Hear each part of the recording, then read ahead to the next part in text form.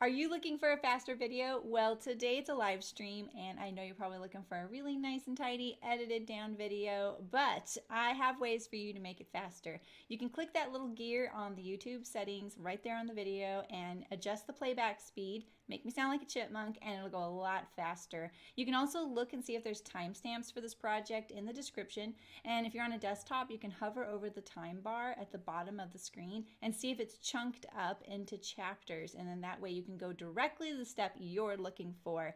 And lastly, you can also tap on the screen on the right hand side of the video picture or on the left hand side to make the video jump ahead, forward or backward if you're on a mobile device. And you can adjust that amount in your settings so you can have complete control over how much it jumps. So if you are on a desktop, you can use the fast forward or the rewind, and that will make it go faster as well.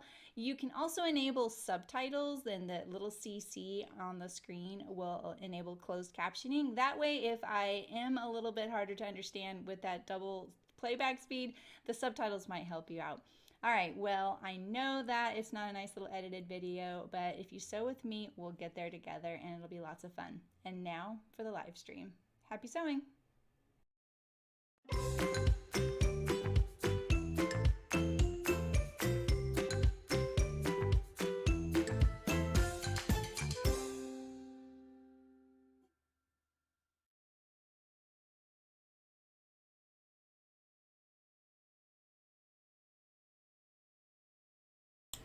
Hello!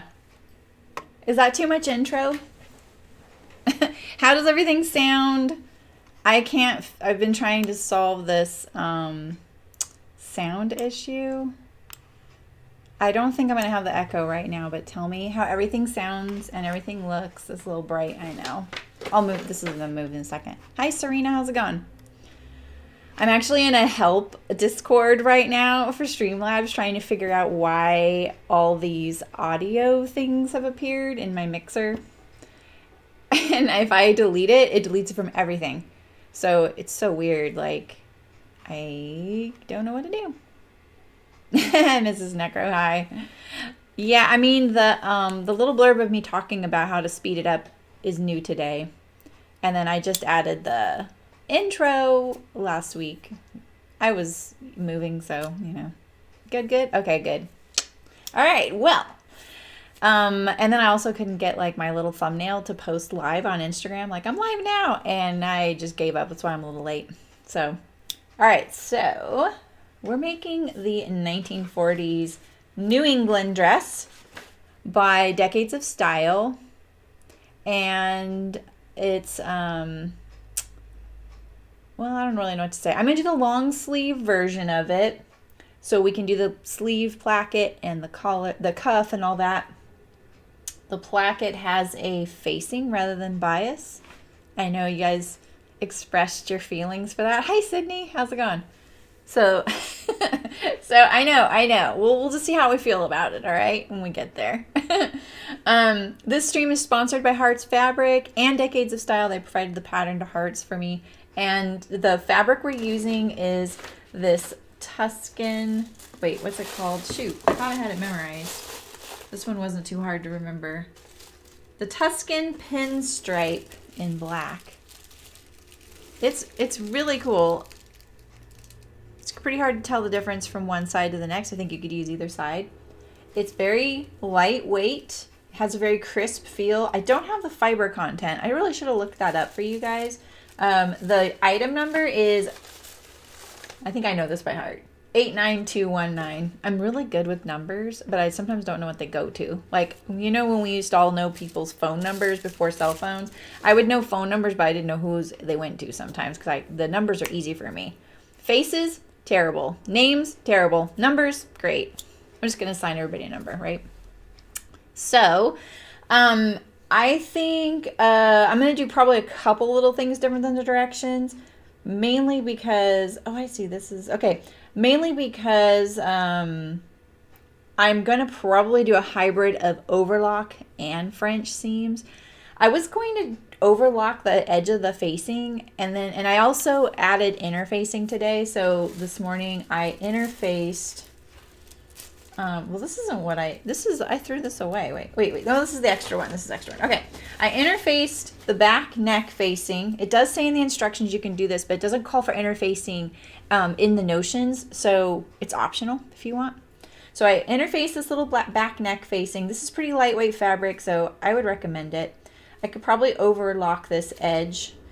And then this one doesn't say to interface, but I did because it's kind of at the top and I feel like it will probably need a little bit more structure. There's only one finished garment in the hashtags.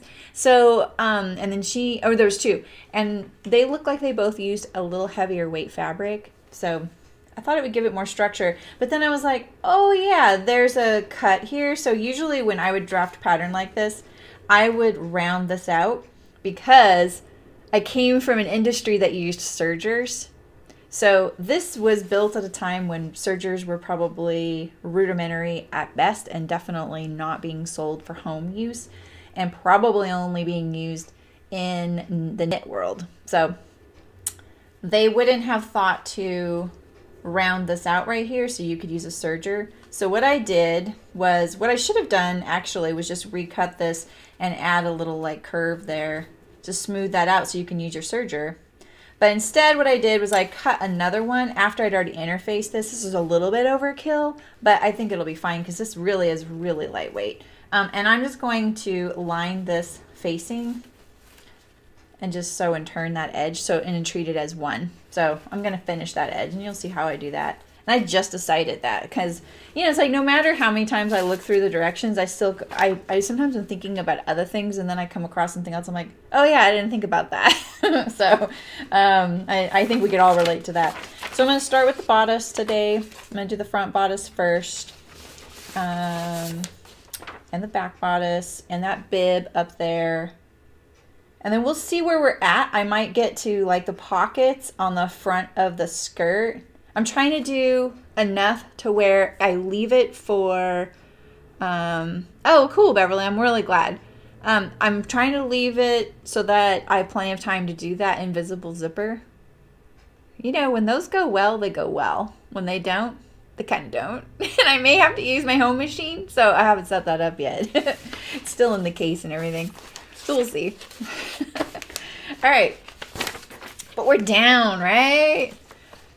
I love invisible zippers. They're my preferred zipper. But I never really needed to use them. Like when I was learning to sew, and all the years I sewed prior to the last, like, I want to say 5 years, I never used an invisible zipper. They were only ever really encouraged to be used on formal wear. And even then, it wasn't really like something people did in home sewing, you know? They would do it on a wedding dress. That was it. So now they're just very commonplace and I love them. So I love how how invisible they are, first of all. Even if you don't do a good job, they're still more invisible than the other kind. And I find them to be flatter and more comfortable. But I will say, using them, I have a lot of trouble using them. Like if you fluctuate at all in weight, or maybe it's in a high stress area, they can be a little tricky. And my hair is a little long for some any zipper, but I find those are really tricky because you have to have the fabric together, and because it's like curling away, it is a little tricky to use. So if you're kind of a new zipper putter-inner, I would stick to a keyhole zipper, so, which I don't think I've ever sewn here, except maybe on a bag. I don't really know. So, all right. Is the counter going? The counter's going on my screen. So now I have this little, wait, where am I pointing? What the heck? Where is this? Oh, right here. Oh my gosh. I thought this was my little box over here. See this little counter right here? This is only so that I have an approximation for timestamps. So if you guys ever want to be like, you didn't write the time down, I would appreciate it. So I'm going to try and do timestamps kind of live. That way I can add them right after the video. I feel like this is like probably the easiest way for me to add timestamps rather than watching a 3-hour stream again. You know? So, all right. So let's get this going. What does it say? 11:17. So I'm just going to write it directly on my thing and let's get going. All right. We're going to prepare the bodice yoke first. So the timestamps might be a little inaccurate, but they're going to be closer than nothing. Right? Okay. So this bodice is, oh, that's right. Now the stripes are horizontal. So let's look at this. Like this, there we go. And then there's this little shape right here, and we're gonna hem this right here. I think ironing this would actually be a really good idea for this fabric, so let's give this a little iron.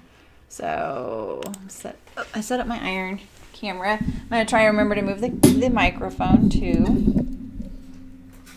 Oh, I'm gonna need to move that can there. I may need to rewrite this timestamp. Oh, I dropped one. I dropped one. Oh no. Pattern piece down. Sheesh. Oh, I just finally found where my I have like a little stitch thing for, you know, like when I change my bobbin and then I test sew it. You guys see me use it all the time. And it just disappeared the other day and I just finally saw it where it went. So this right here is the shoulder seam right here. This is the armhole, just to kind of get your bearings of what you're looking at. This is the side seam. Doesn't it help when you kind of know like what the heck you're looking at? Ooh, let's straighten out a little bit. See, that's how we'll look at it.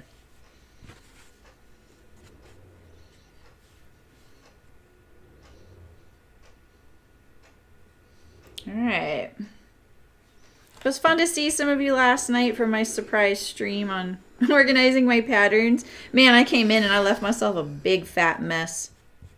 Let's try and get this a little straighter. 1/2 inch seam allowance on this. That's a little wider probably, but I don't think that that's very critical. If you're a little off. We're focusing on this fold line right here, this point. So these are going to look like this. And then that little bib comes up right here. Just to give you guys an idea.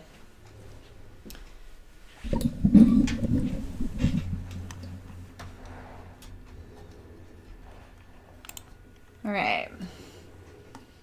So sometimes like this, when it's really prominently displayed, you might want to sew your seam from the top, you know? Just depends. Oh, wait, my machine's not even on.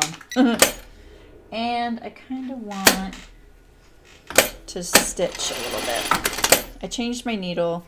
Oh, yeah, look at that. We're definitely going to have to change this timestamp.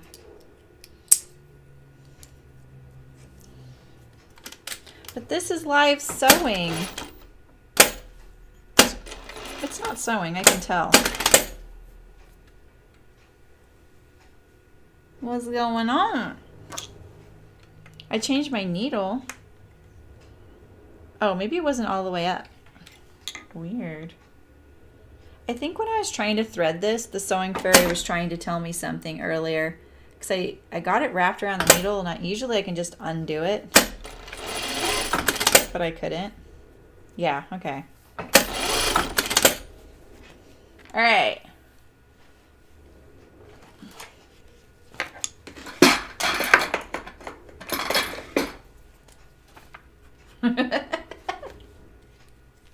Four minutes have passed. This is gonna go good.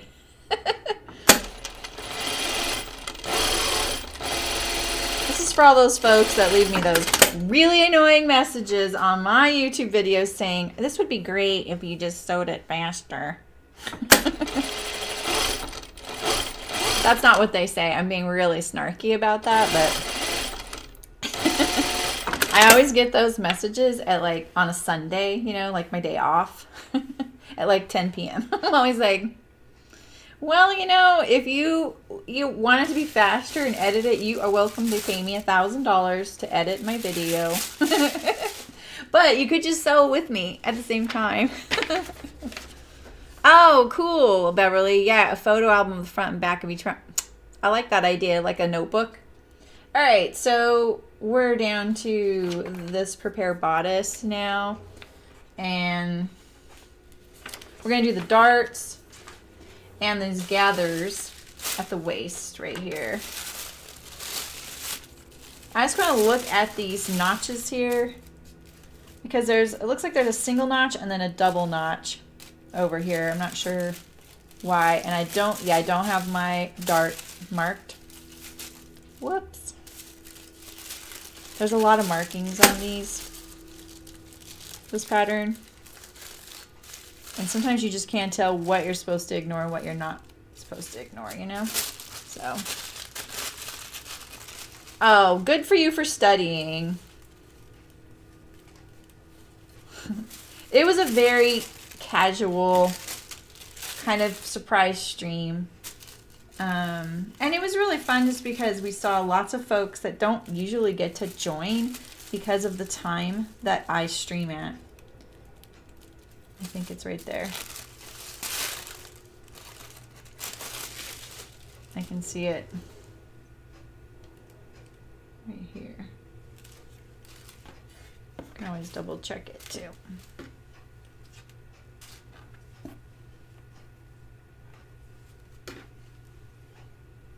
A little off. I thought it was closer to that dot. That's funny.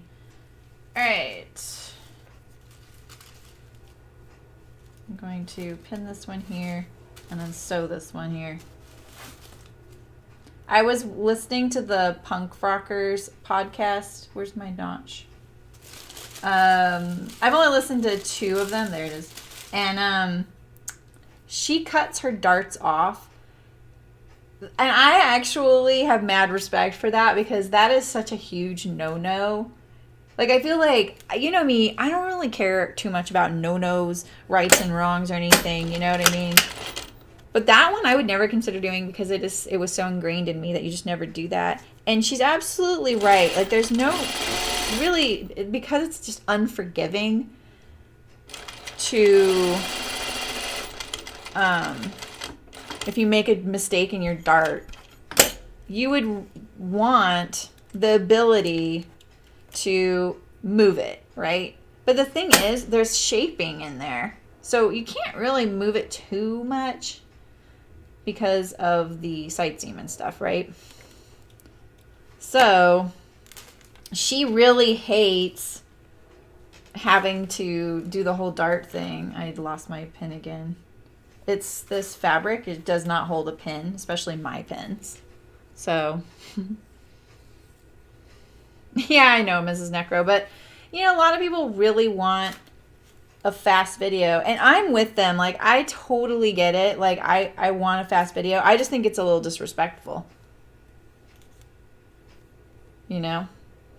Oh, yeah, the album, the photo album on your phone. Yeah, yeah. That was actually a really great idea. That was such a great stream, and it's like part of me wanted to do that and just like, you know, watch a movie while I did it. But I also was like, this is the kind of thing I know I'm going to get a lot from the viewers. I love hearing what you guys do and what you don't do and what you don't like. And we all have different spaces. So like what one person uses to organize doesn't work for another. And admittedly, like, I wish I didn't have to have those shelves. They're big, they're ugly, they're really heavy, they're a pain to move. They're nice and sturdy though, and they really worked great for me when I had the factory. They were just so nice to have, you know. And I just kind of wanted to use what I had available here and not buy too much. And I already had to buy the DVD shelf for the all that stuff, and then the what else? Oh, I had to buy all the bins to hold my fabric. But I was looking at just getting a whole different shelf system, you know? And I just was like, gosh, you know, I don't want to just keep spending money on stuff. When I have this furniture, it's just in the different shape. It's just not working here, you know? So is that the notch I want? That's not the center. That looks like the center notch to me. No, the center notch is way over here. Okay, just making sure. So, hi, Michelle. How's it going? Yeah, Cece's so good. Yeah, I know. I love that. Like, I always suggest people who are new to YouTube or making videos, enable it, and I'm really surprised by the reaction I get sometimes, because some folks are just like, oh yeah, we'll get there eventually. It's literally a setting in your YouTube. Like, it's not hard. You just click it on and off and select the language you're speaking, so it knows what to translate it to for those folks who need it translated to their language. And I watch a lot of videos where I can't listen to them out loud. I have to have the sound off. And I don't even have accessibility issues, so I think, like, at the bare minimum, there's a ton of people like me that are just watching videos to, and they can't listen out loud. You know, I don't have my headphones with me all the time, and to be honest, headphones really bug my ears. I use gaming headphones at night a lot, but the ones for the phone aren't like that. They're the kind that go in your ear, and I just cannot stand those. I even have good ones, you know, so I don't really want to put those on sometimes. What happened to my little bobbin thread here? So I'm just gathering between the single and double notches on the waist right now. There we go. I think I got it. You always want to pull from both ends, and you want to pull from the same side. I'm just kind of pulling a bunch, and then we'll see what we need later on. All right, so here's my little bodice here.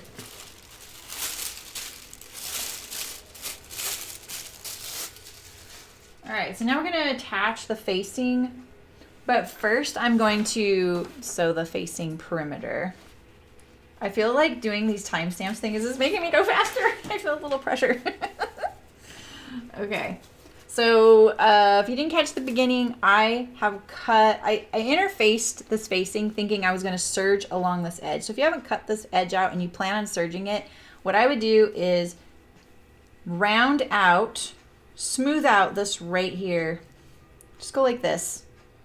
Smooth this out so your serger can go like this in a continuous thing, because your serger can't do these 90-degree inverted angles. It can only do exterior corners, not interior corners like that. So then I was like, oh, all right, I can't serge this. So what I should have done is smooth that, but I didn't. So maybe now I'll just cut a second one. So interfacing wasn't recommended. It wasn't discouraged, but it wasn't recommended. But I added it because this fabric is so lightweight, and I think it'll give a little bit more structure to the bib area. So now I'm just cutting extra one, and I'm going to finish this edge right here in a seam. Now this piece right here is looking a little like it's going to be a little tricky because one's interfaced and one's not. So I'm going to break out my pins and just put a few. You don't have to do all this if you don't want, but I feel like having a little stability along this edge, even though I've never made this, I'm hoping I'm not overkill. You know, you're going to learn from mine.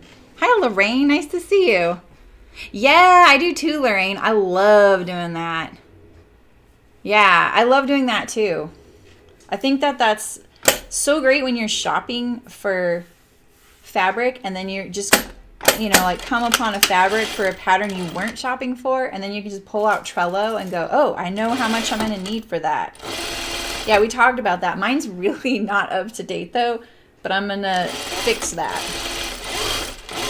Don't be surprised if there's another organizing stream, because I still need to label all my pattern envelopes.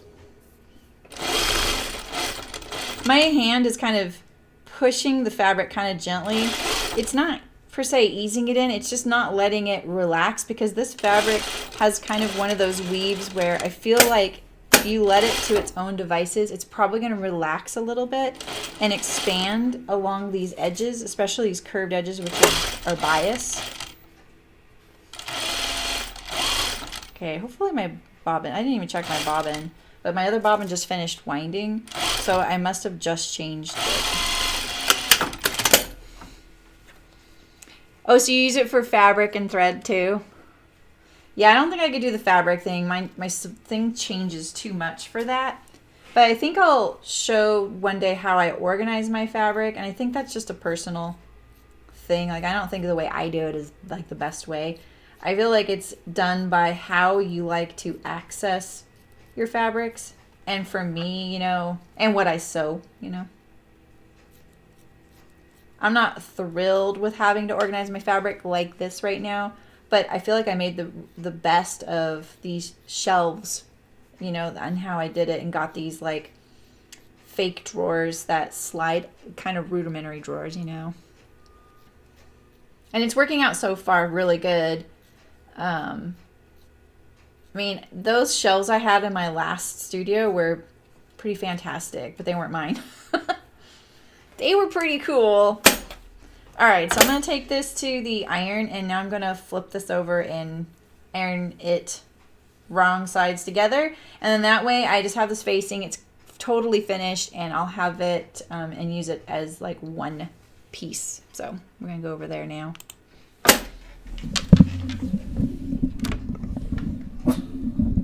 It's me moving the microphone. Sorry if it's loud.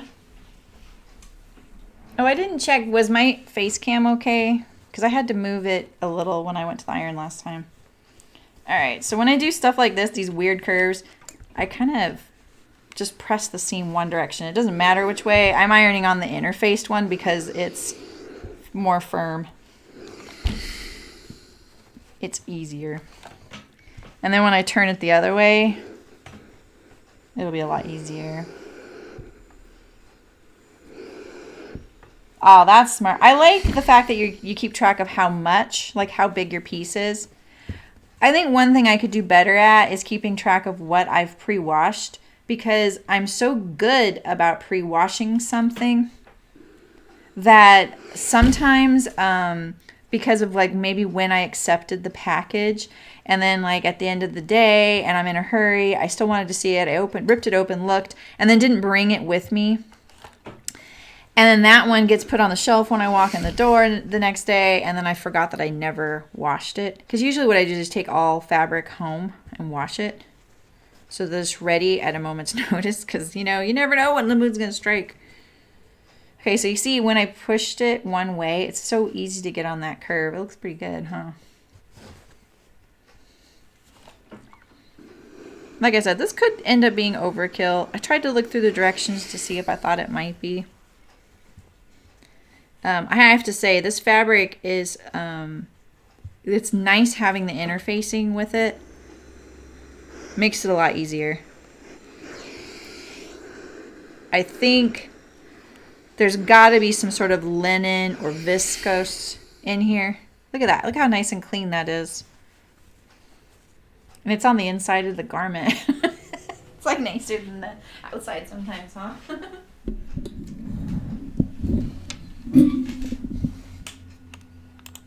How did I do? Oh, the face cam's fine. None of your stuff is pre-washed. I mean, that makes, then you know, right? That helps. Okay, so we're going to attach this to the front bodice. Oh, I should have, let me just press this really quick. I'm going to press my darts down. That's all. I won't move everything.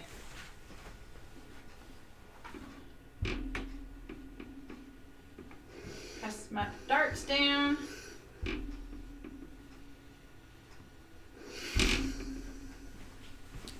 There we go. Looks good.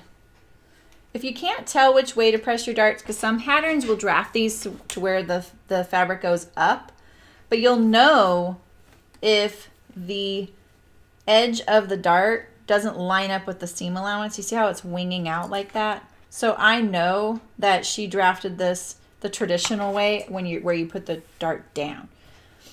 But especially in garments for curvier people and bust darts, full bust adjustments, sometimes there's a prevailing like preference to push the fabric up, because they feel like it it minimizes the amount of bulk there. So it's just a personal preference. All right, let's put this facing onto this. I'm going to put it right sides together. And I have a little wrinkle there. That's annoying. I lost a pin just now. It's probably somewhere really important.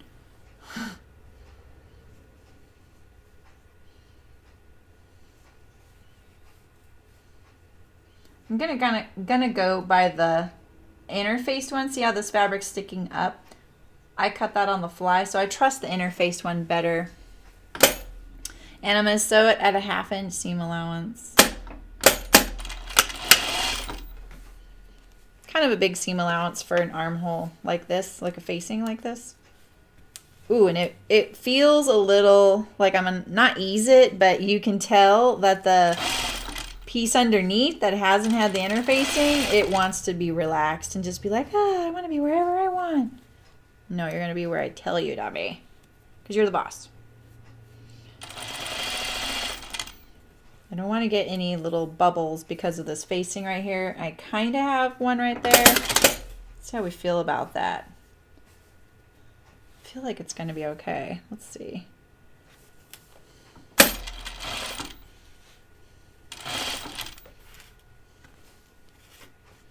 You could pin this first. That might help. I'm going to get rid of this pin. Like I suspected, it's pretty much at the juncture of the seam allowance there. I wasn't sure what the marking was for. It might be for something else, but I don't want to sew right over it right now. I think it's just a guide. So, yeah, I think they would in some cases, Mrs. Necro, but not like in the middle. You know, like where the vanishing point of the dart is. I kind of matched or cut my stripes out to match. Let's just put some pins in this so I'm not fiddling with it too much because of the 2 layers of this facing, you know. Yeah, Sydney, that's smart. Yeah, you need to rewash that sweatshirt fabric. I definitely got floods that are lounge pants that are floods now. That's a bummer too, because my pet peeve for being cold is my ankles. It's why right now I'm wearing jeans with my dress. I don't approve of this look, but I just want to wear socks, shoes, and jeans over my ankles right now because it's kind of chilly. So, yeah, you know, like I don't want my lounge pants to be cold down there.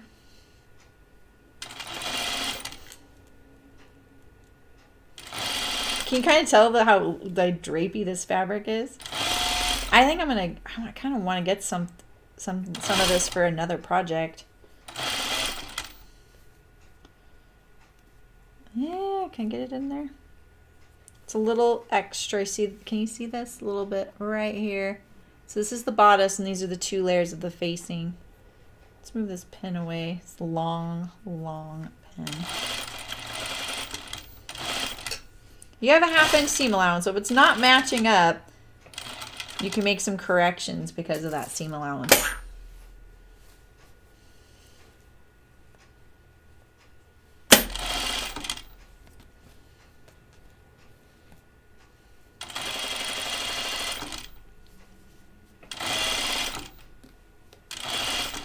All right. So armholes on the bias, you gotta be careful. You're not stretching it out as you go, especially if you didn't do any of the interfacing or stability things I did on this facing piece. Let's see how it looks on the side. I have a tuck right here, which was where I was ending right there. That was that spot actually. So let's fix that.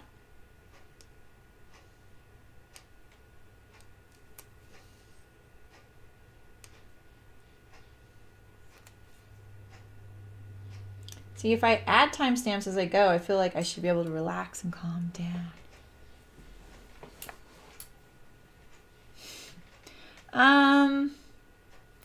I do. I wash everything in my machine, and I don't have a heavy duty. Just be warned that your washing machine, if it's white, is probably going to be blue forever after this.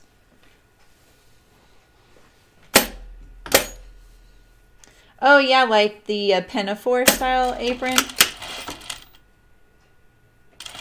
Trying to think. Like that Decades of Style one we made? That kind of overlaps in the back. Wait, is that how that was? That's not how that was. The kind that overlaps in the back though, Beverly. Alright, so I'm going to clip these corners. This fabric's, like I said, it's pretty open weave, so I'm going to not get too close. Because when I go to turn it right side out, what'll happen is I'll pull the whole corner through the hole, through the corner. And I'll have threads. I notoriously do that. I'm just going to trim up the seam allowance a little bit. These scissors kind of need sharpening, eh? I wonder if there's someone in Paradise who could sharpen my scissors. It's such an eclectic group of businesses up here because, I mean, I don't want to sound so drama seeking, but, you know, the big fire was up here, right? So there's not a whole lot of businesses up here like it was before, but there's still quite a few, and then more and more are returning. You know, more homes are returning, but it'll never, ever be what it was. You know, it's devastated still here.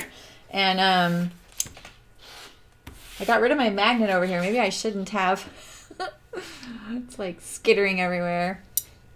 So, but there are some, you know, there are a few things. Curiously, all the auto parts stores made it. Go figure. Thank goodness, too, because a lot of them sell tires. They'd still be burning. But there are some interesting businesses that are just people that have been here forever or maybe want to support the ridge here. And you just never know what you're going to find. And they're easier to see right now. Weirdly. Because, you know, so much is gone. What is this? A bit of fluff. Oh, yeah. That's a good idea, Beverly.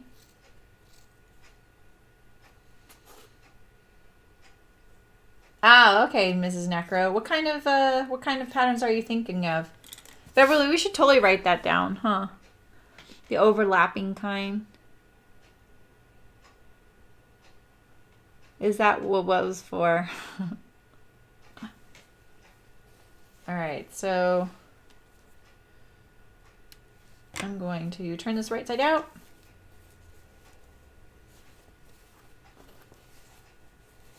I just put my thumb right here. I flatten this out on these corners, line up my thumb with the top of the corner, and then I push it through. And I get pretty good results with that, especially when I have a thumbnail, which right now, they're at least all the same, but they're not doing so good. And then I will put my awl in here, and I kind of lay it flat against a corner. This is, I think, the side I need to. You gotta be careful with these. You've seen me do it before where it just goes, punk, you know. Hi, Malin, how's it going? Oh, yeah, you don't have your summer time change yet? All right, so that was... Oh, it says to make the buttonholes now, which I'm not going to. And now we're going to attach the bodice to the yoke. Oh!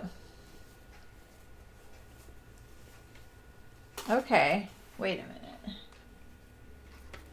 Outside.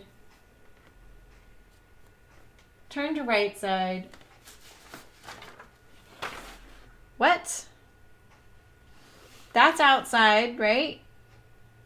Attach face with right sides together. But then it says turn to right side and press. Huh?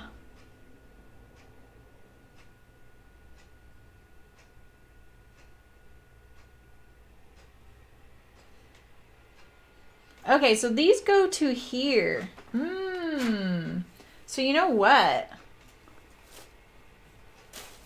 So, okay. So how would I do this? Maybe okay, wait. This is right. It says to turn, this is the outside. I'm a little confused. Okay, this is the outside. Let's move this.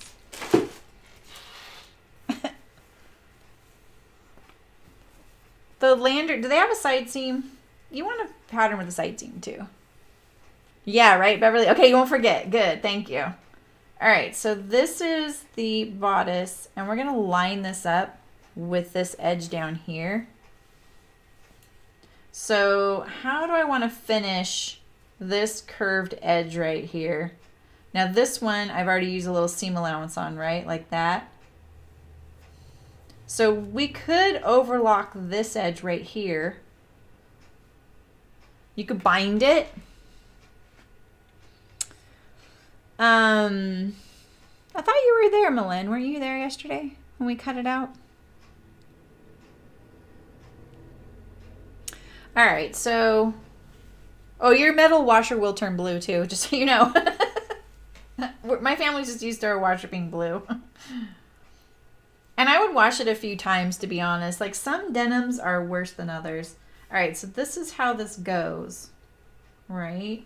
So what do we think? Do we want binding here?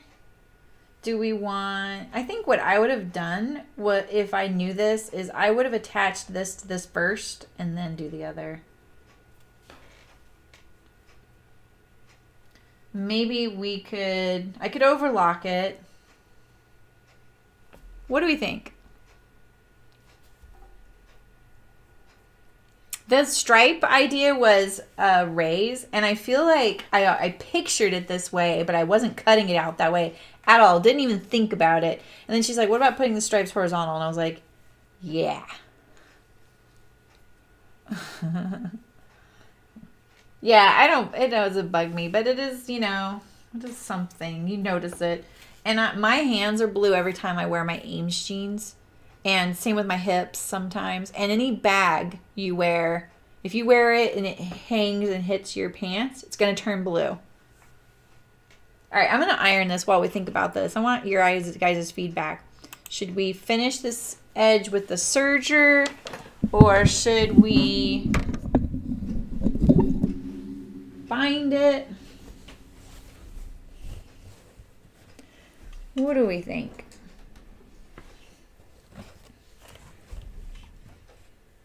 All right, let's do my method where we're going to press this like this first. Best we can.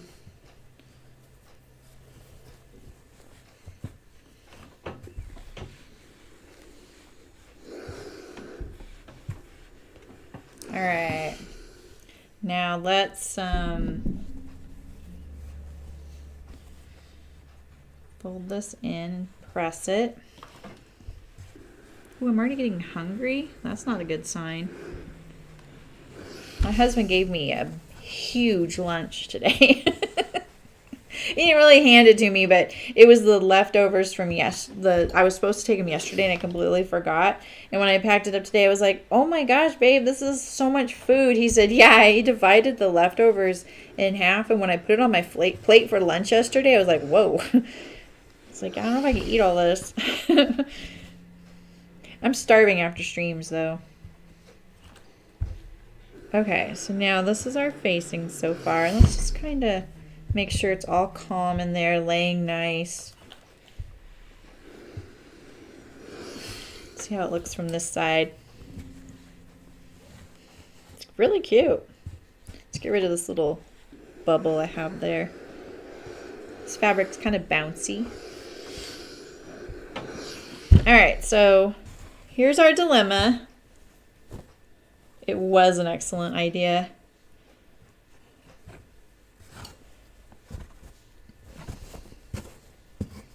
So this is what we're doing, right? This is how it's going to look. Like that. This is so lightweight for hold a button. You know? I wonder if you need the button and buttonhole to get this on and off, or if you could just permanently attach the button. All right, so this is how it goes. Do we want to overlock this edge? What if we sewed it like this and did that? What do we think of that? I kind of like that idea. What if we did that? If I sewed this right sides together, kind of right sides together, wrong sides together.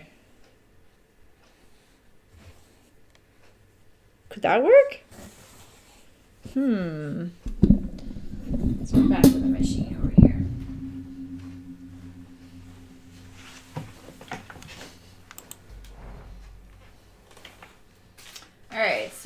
pieces.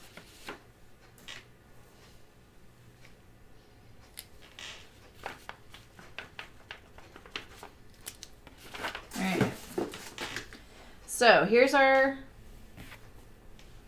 bodice. And this is all clean finished because of the way I did it. I'm wondering if I could go like this. Let's see how this looks here. If we line this up, where does this land? It kind of lands right there. So I could pivot.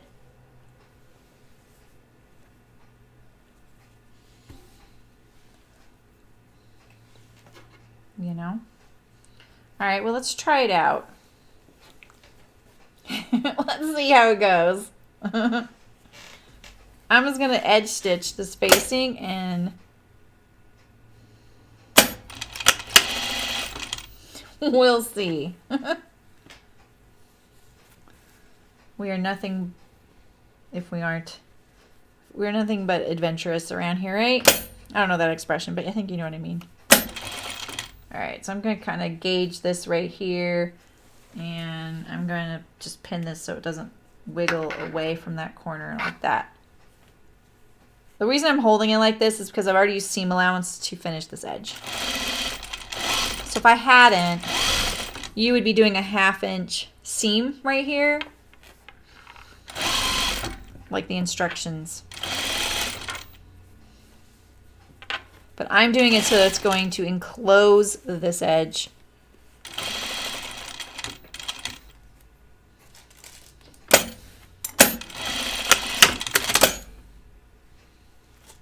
Let's see, did I do that right?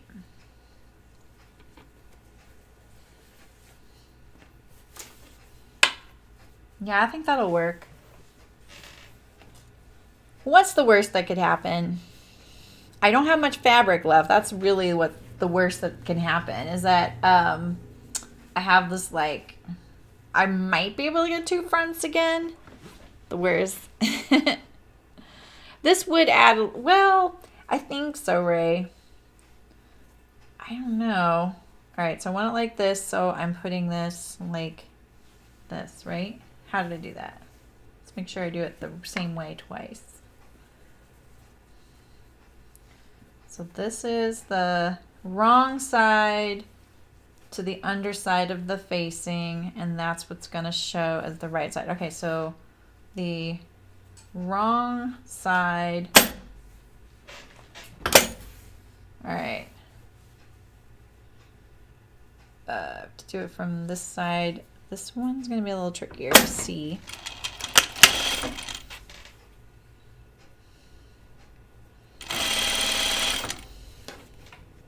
So if you didn't kind of get yourself into this kind of finishing pickle, I'll show you what you could have done.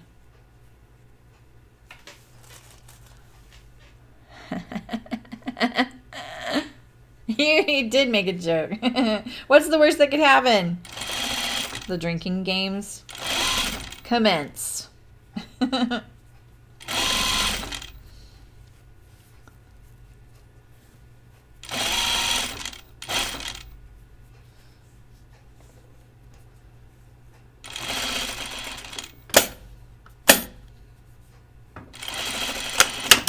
All right, so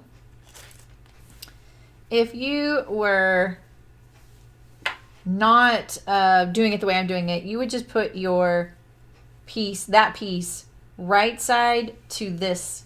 So just like you're going to see it when you're wearing it, and then stitch along this little edge. I'm just doing it so it's enclosed. That's what we're doing here. You're going to say seam ripping? Yeah. Ray beat to it. Okay, so I'm going to clip this corner right here.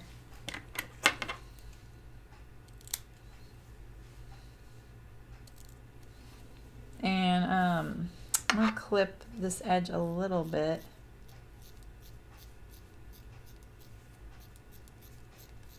I do feel like, yeah, if you're going to do the buttonhole, if it's functional, I'm kind of thinking the neck opening is big enough that you don't need this bib to be functional. That's the kind of things I want to see in sewing instructions. This button could be optional, or not optional, but functional or not. I do love seam ripping. It really doesn't bug me. It really doesn't bug me. I mean, some seam ripping is hard. I totally agree with that, you know, and I don't enjoy that because I'm nervous I'm going to hurt my fabric, you know. What have I got going on here? Here we go. All right. So I'm just going to press.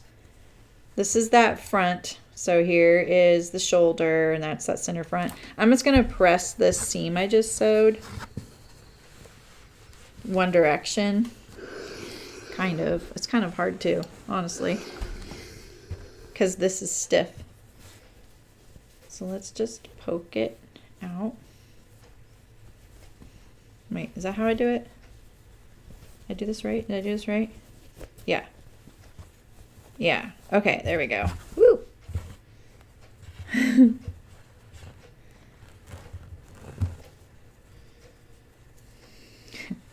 We're not using a serger. We're not using French seams. We're just making our own finishing up here.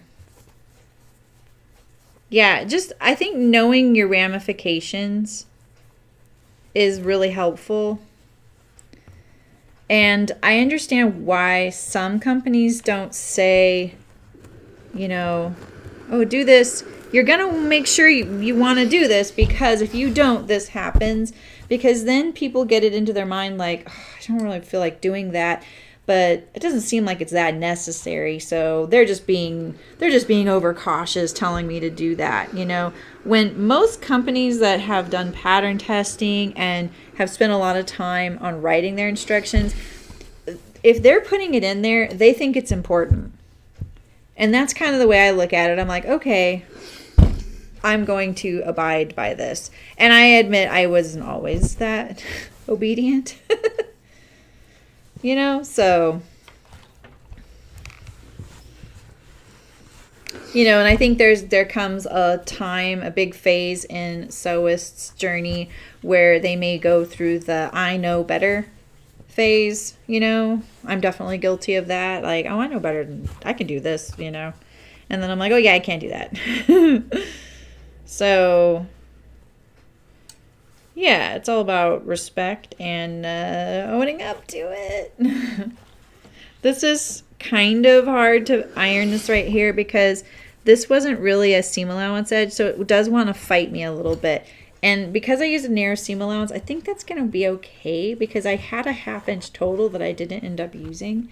And that's probably a good thing because this is, I'm just going to let this kind of hang below. And what I mean by that is, you see like that edge, this right here, there's my seam. Because I just edge stitched it to this, it's hanging below like that. All right. But it looks really nice, and I'm kind of surprised that worked, and hopefully I didn't not foresee something else. Hi, Elena. How's it going?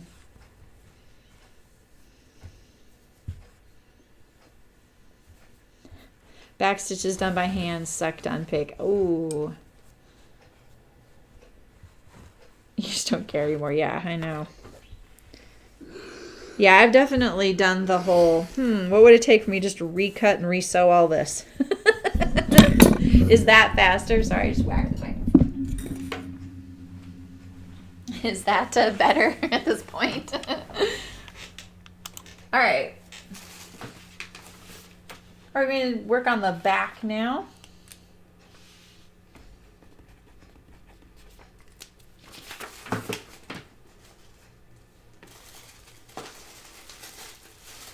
One's back facing. Here is our, I think that's where we just stop. I mean, technically this isn't opening up, so I don't think you need to really put a button in buttonhole. That looks pretty nice, right? All right. Shoulder darts. There were shoulder darts in this? Oh yeah, okay. Whoops. Let's mark those.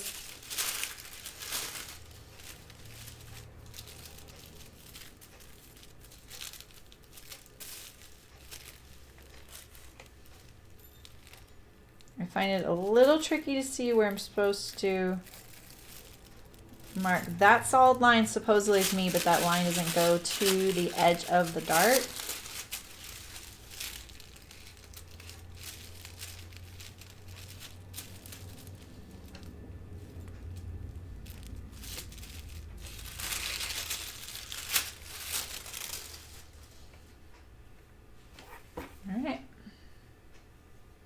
Oh, I didn't check to see if these were clipped. And of course that one's not clipped, but the other one is. There were a lot of markings on this, and I was definitely getting a little punchy when I was cutting it out. I was pretty knackered after doing the second stream last night. My husband finally called. He's like, "Are you okay?" Nice, Elena. I think the zipper is on the side, Ray. That would probably be good to look up before I decide the button thing. Hearts is sending me a 4th button, so we'll be able to get the full effect. I felt bad I lost one of the buttons. I am just so spontaneous when it comes to doing a lot of these projects because I won't look them over until right before. And so when I got the project, I immediately took a picture of the project with the buttons, and there were 3 buttons. And I just assumed I need 3 buttons. You know, I don't really look at it. I didn't even put 2 and 2 together looking at the picture that there's 4 in the picture. And, yeah, so, you know, and that was like last year. So, you know.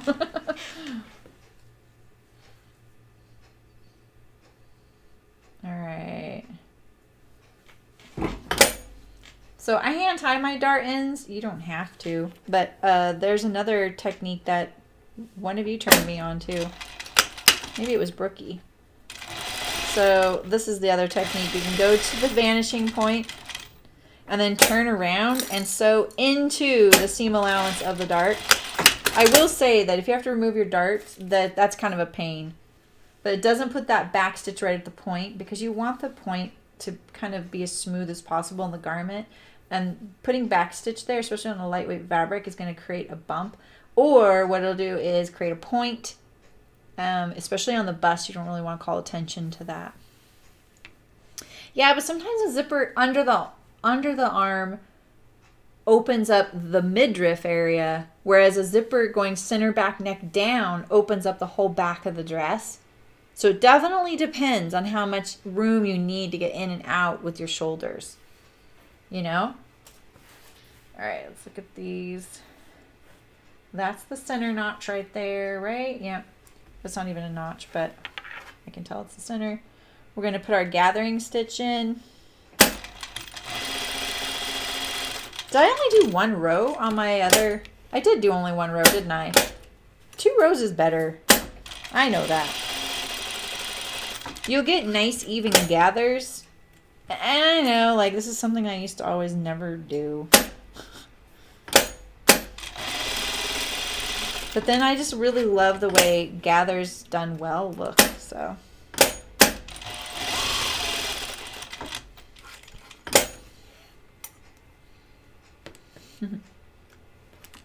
I should move this little thing right here.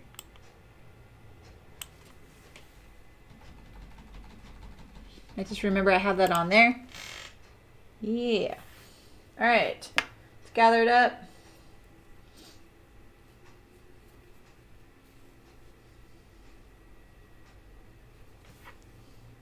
Pull from both sides so you don't pull out your gather stitches. So they just look so much tidier. The gathers come straight up from the seam rather than doing those weird little like crumply tucks. You know? That makes sense?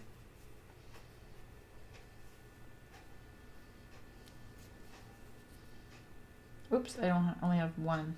Oops. Hate it when they get uneven. That one's kind of short too, that like thread there, so I don't want to pull it through. All right, Our next one is, we're going to do our shoulder seams. What is that? Oh. I wonder if I did that wrong. Oh, and we have a back neck facing. Let's see. All right, let me, 101.50. All right, so did I maybe fold this in a little too much? I thought this fold line, maybe I was supposed to just finish this edge right here, but it looked to me like it folded and there's a fold line right there. So I think what I was supposed to do, I'm sorry, this is a mistake I made. So it was basically, you're supposed to hem this edge right here, and then it folds right here, so you don't see a stitch line. My bad. So basically you're gonna hem this little edge here separate, so it's hanging loose, and it folds right here. So then you wouldn't see stitch line. Sorry about that. That makes sense. A lot of the style and era of dresses doesn't have a lot of stitching showing. Sydney, right? Pleats for gathering is enough. Yeah, exactly. Yes, right, Mrs. Necro. I have that issue too. I have a narrow midriff and broad shoulders, so yeah, I've got myself into a little pickle. My husband was like, "Oh, wasn't this supposed to fit better?" And I'm like, "Yeah, but you know, can you just zip it and not say anything?" All right, so here's my back facing. I don't have this edge finished yet. All right, so let's just look and see where my shoulder seams are lining up right now. So right now they're lining up at that seam line right there. So what I could do, I think, is, let's see, if I do this and do this, I could maybe sew my shoulder seam, then put my back neck facing, and I would get that clean edge there. Let's just pretend like we're doing that. I'm just going to baste this real quick. Just baste this corner. I'm going to pivot at this shoulder line. All right, and so that's what I did. This is my front. And that's my back neck. That would give me a clean, okay, so we'll do that. But I need to decide how I'm going to clean finish this edge of the back neck facing, because otherwise it's going to unravel even though I interfaced it. So if it was a little wider, I'd probably hem it. Even just turning it over is enough. It really is. In fact, we'll just do that. You can even, if you want, you can put a stitch line along the turning edge. I'm thinking, do I want to just cut another one and finish it like I did on the front? Oh, that's cool. So I'm just gonna turn it over 1/4 of an inch and hem it. The first time I did this, I did it, I think, on the tea house dress, maybe it was, I don't know, and I thought, oh, this won't look good, it won't hold up good, it's not very finished. It actually works really good, and it stays pretty finished, especially since I've interfaced it. It's not going to unravel now because it won't get the kind of friction like an edge hanging out would, the kind of wear and tear. It's not the prettiest to hem, but see, I just did that, and that's what you'll see on the inside. All right, so if we're doing that, we're gonna do, yeah, both these steps. I think this is how they sew it too.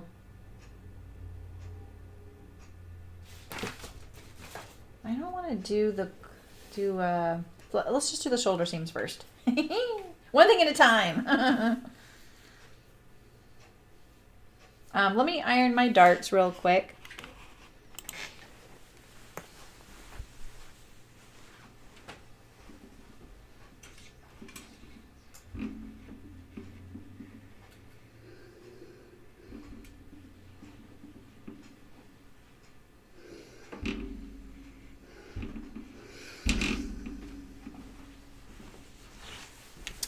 Oh, hello, Donna. You just got, congratulations on your new machine. You can use whatever thread weight works for the project you're working on. It doesn't necessarily matter for your machine. I use Tex 40, but that's because it's what you can get when you order it. Well, it's not wholesale, but when you buy it in bulk, it's not cheaper. Hi, Beatrice. So, but when you're buying thread at the fabric store, most of that is Tex 27, but there's also other weight numbers. Like on these right here, especially like this one, this is a 12 weight. So on this kind of thread here, the smaller the number, the heavier it gets. So what I would do is stick to what is recommended for the project. So if you're doing a lot of really heavy duty bag making, you're probably going to want a Tex 40 and above. Maybe you're doing stuff that's going to get salt water on it. Then you're kind of looking into threads that aren't going to decompose with salt water, because salt water is corrosive. Or maybe you want stuff, you want to do nylon thread, you know what I mean? So it's not necessarily your machine, it's just what you're making. So you don't have, probably if you're just doing regular garment making, you don't have to change. I use regular old thread, like, do I even have one here? I don't know if I have, I just use regular spools of like this.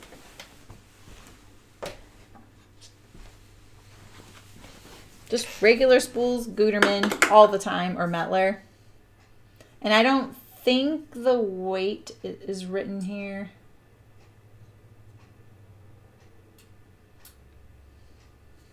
I don't know if that helps, Donna, but how's Beatrice today, Sydney? All right, so let's do our shoulder seams here. And I'll do the facing in a second.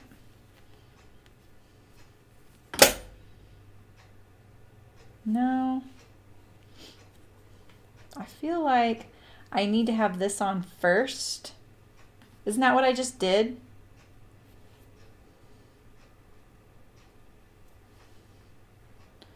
I think that's what I have to do. So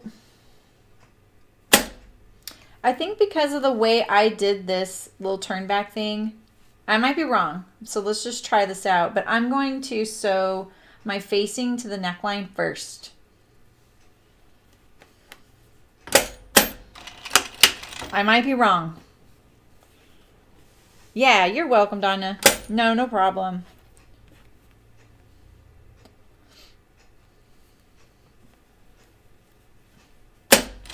Oh my gosh, why does this neckline seem so much smaller now? Because I ironed the interfacing on.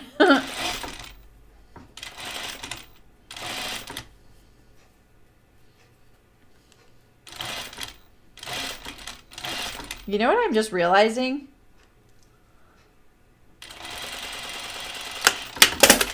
I didn't pre-wash this fabric. I'm so sorry, it hurts. Oh man. The move took a lot out of me, you guys. More than I let on. Okay, so if I do that neckline first, and now I do this. Why is this a brain bender for me? That's not going to work. What did I just do that worked when I did my little basting stitch?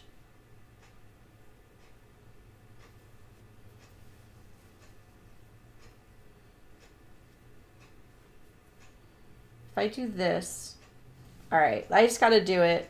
Usually I do this with like pins, you know, or staples on paper. I'm just gonna baste this real quick. I didn't really line that up very well. All right, so now this is my garment. Yeah, that's not gonna work. I knew that wasn't gonna work. I had to see why it wasn't gonna work, but I had to see. Yes, it would, Sydney. Of course this doesn't work. You know, it's like sometimes I can't see the forest through the trees, so I had to figure that out. Why doesn't it work? It's like, I know it doesn't, but I can't remember why.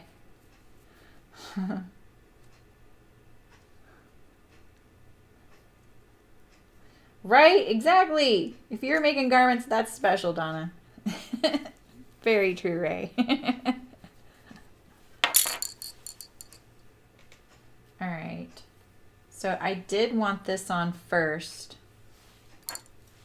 Okay.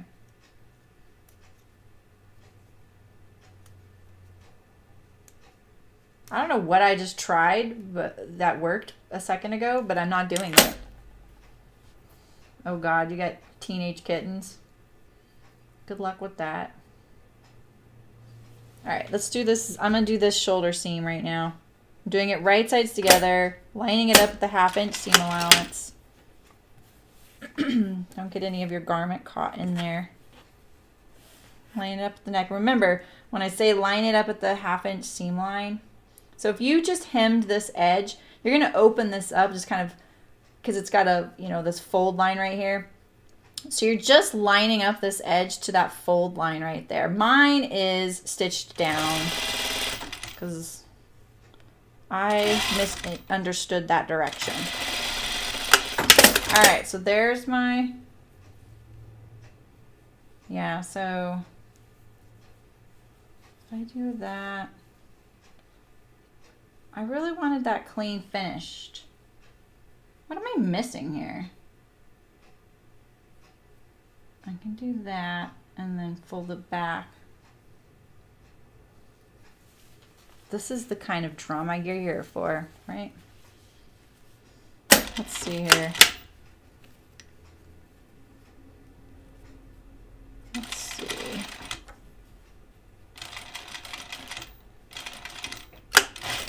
So I just stopped right there at the neckline. If I turn that to the inside and fold it back. Okay, yeah, this isn't gonna work. Maybe I'll unstitch that center front spot. Get myself back on track, you know?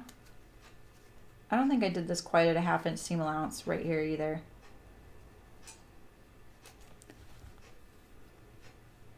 Really, Sydney? Oh, that's right, they did. But don't they just ding the bell all the time now? I was talking to my vet day before yesterday on the phone because our cat got his like annual thing, and he got blood work done because they were like, you know, he's lost a few pounds, and you guys, this is a cat that used to be 22 pounds. He's a big guy, and the vet was always like, you need to get some weight off of him. I'm like, he's not even eating the recommended amount. He's just a big cat. And he looks like he's overweight because he has that hangy downy belly style, which we call a blurple.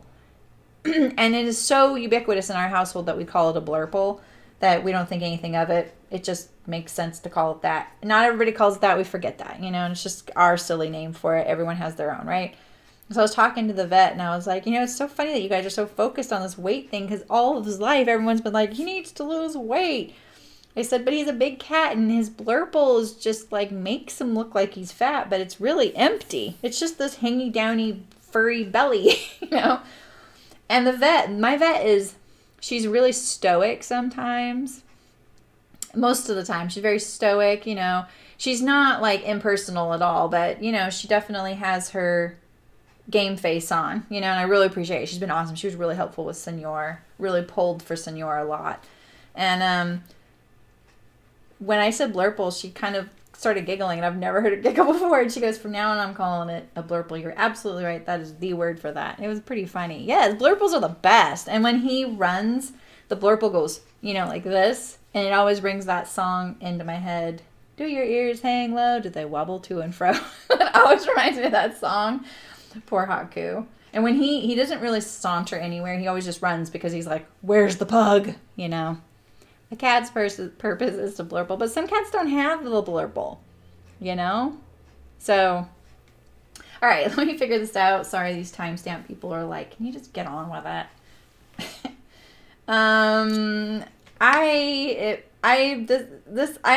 My disclaimer is I'm actually really good at this kind of thing, and I don't know what's wrong with me right now.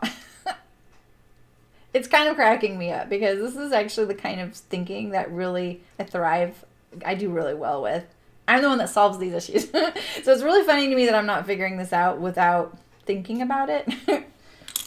So yeah, it's because this edge is finished and this one's raw. That is the problem. But if I sew this first, right?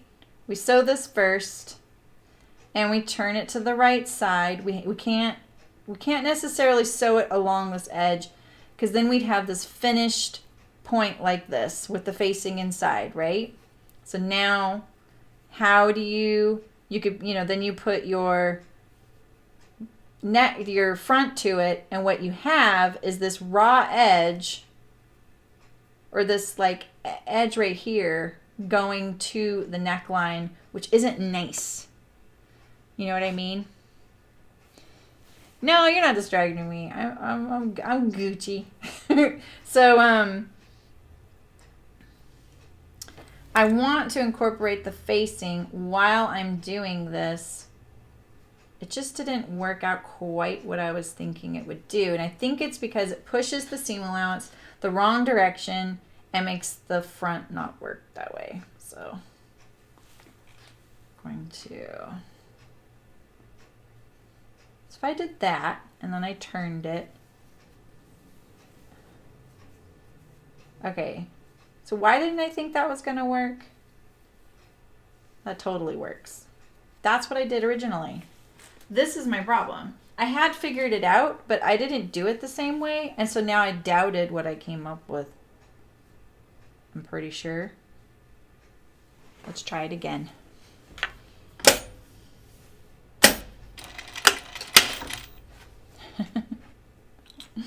All right, so I really want to pivot to the neckline at this juncture of where this front hits. So it might be a little bit off of the seam allowance.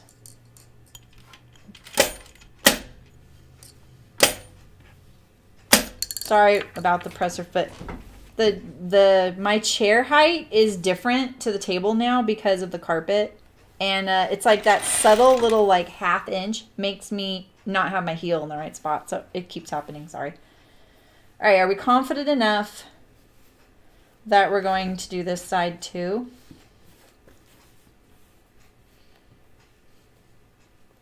Let's line up the center notch. Because remember, I put a center notch as I was cutting. I should be at a ½ inch seam allowance, and I'm not quite. It's really hard for me to sew this at a ½ inch seam allowance. I really wanted to be a ¼ inch. Sorry, that's just my own little thing, quirky thing. All right, let's put this shoulder here. Line it up with that ½ inch seam line. But look at that. I'm barely going to make it there because my facing is smaller because I didn't pre-wash my fabric. Once it's pre-washed, it'll hopefully all work itself out. Pivot there. Let's get a little bit on there. Okay, now we're going to be able to even that up a little bit. So that's what it looks like right now. I'm not going to trim anything quite yet. Okay, that worked. Well, heck, why didn't it work the first time? So now I'm going to trim this corner. Now my shoulders are not finished. And I think right now I don't have the bandwidth to do French seams. It's too late. So I'll probably use the serger on those. What I'm going for is a nice continuous front to back neckline right there. You see that? Otherwise it'll stick out. You'll get a point on one side, and you don't really want that. So that's why I really wanted my needle to pivot right on the outside edge of that fold. This actually looks pretty good. All right, so let's clip the neckline, and then I'm gonna fire up my serger to do the shoulder seams. Or I could just bind them. What would you guys like, serger or binding the shoulder seams?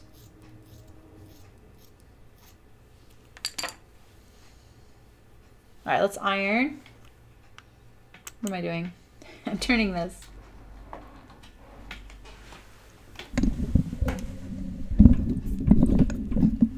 Oh, you have a parrot and he's breaking his feathers off. My mom has always wanted a parrot. She loves birds. She follows so many of them on Instagram. She was really into this one bird that doesn't have feathers. I can't remember his name. He ended up passing away. He was pretty cool. But he had a rare condition that made it so that he had no feathers. Binding? Yeah, that's my girls. It wasn't a trick question at all.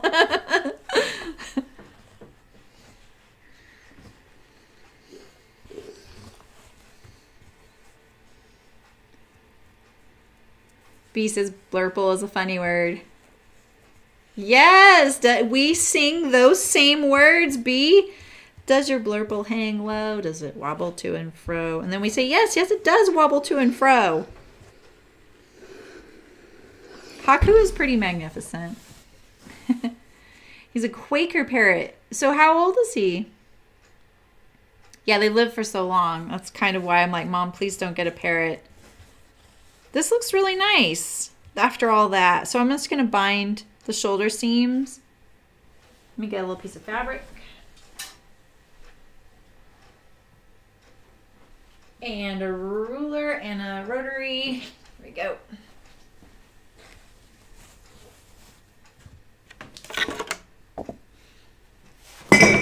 Oops.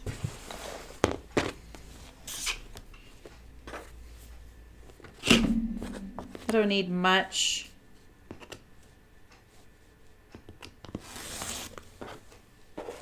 Just probably 2 pieces.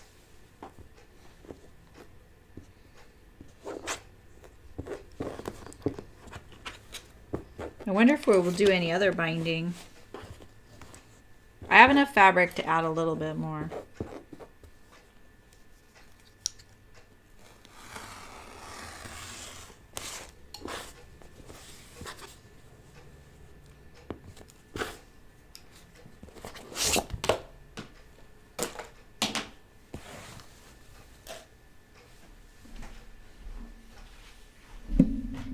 Yeah, I think it was April. The chicken. Yes, the crazy long stomach fur. Perfect for a blurple. Absolutely necessary. And you know, it's funny, I've learned this little secret of Haku's is actually when he's really sleepy and relaxed and that blurple's just a little bit turned up to the sky, if you just gently scratch it, he really enjoys it. But if he gets caught enjoying it, he's a little like, wait a minute, what are you doing? I kind of like that, and I don't want you to know I like that because I don't want you to do it all the time. I definitely don't want you to do it when I'm awake. You know?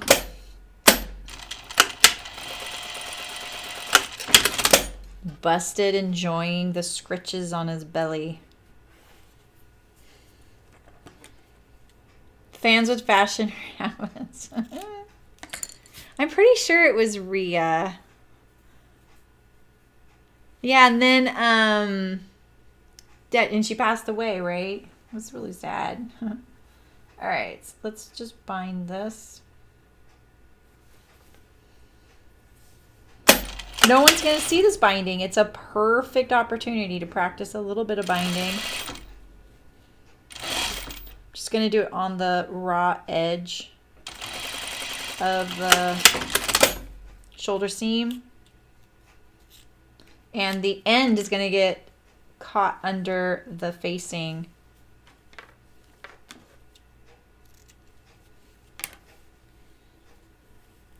Oh, wow, Michelle. Only lived 23. Yeah, it does seem kind of young. Okay, it looks like I need to trim this a little bit. I'm not really trimming down my shoulder seams to be narrower. The binding will just be on the edge.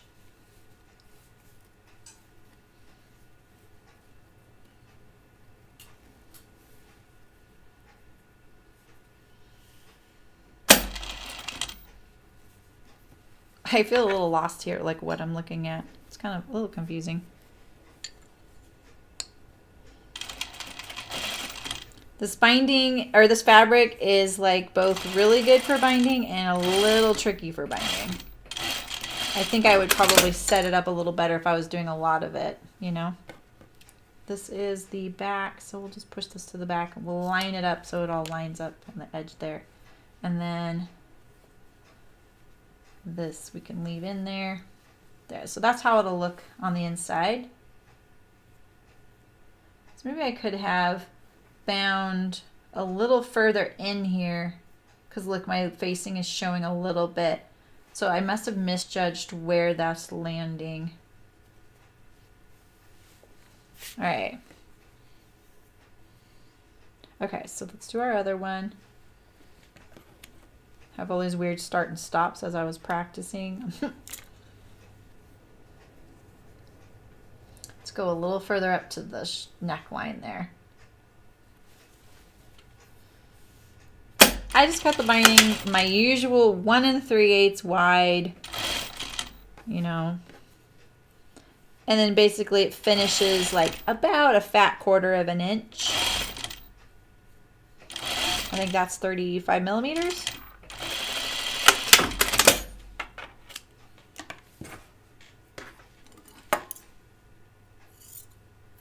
Trim this a little bit so that it's within that 1/4 inch that it'll finish, and it's nice and consistent.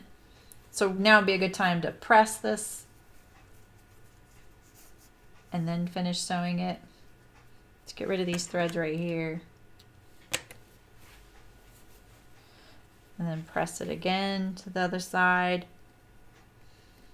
But this fabric is it's a little wiggly, so it wants to be narrower and wider in certain spots, so that's why I say it's like nice for binding because it's crisp, and the stripes are obviously great for binding, but because of that, this feel that it has a little bit of linen in there, it feels a little bit like a little loosey-goosey. So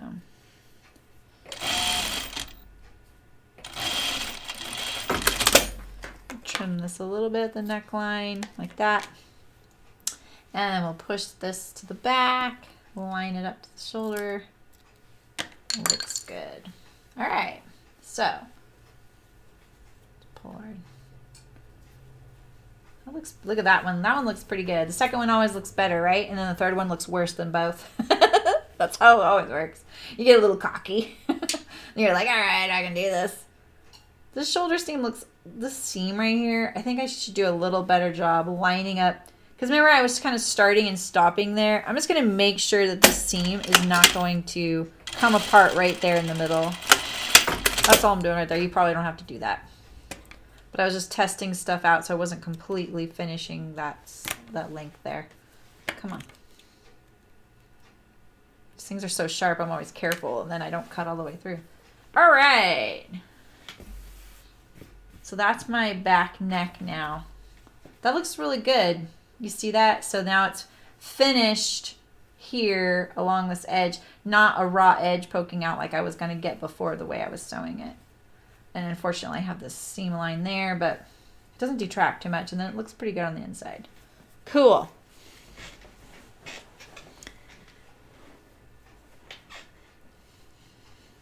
Oh, wow. Yeah, sunflower seeds don't really live in where they're native, do they? Okay.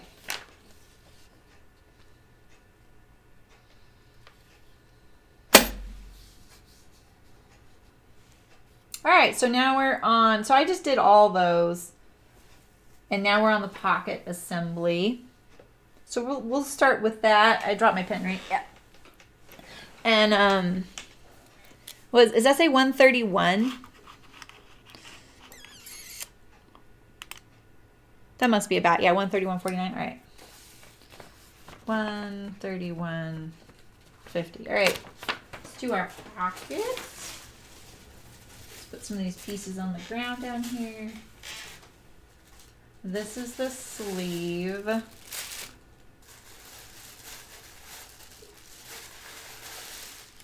This is the pockets and the skirt front.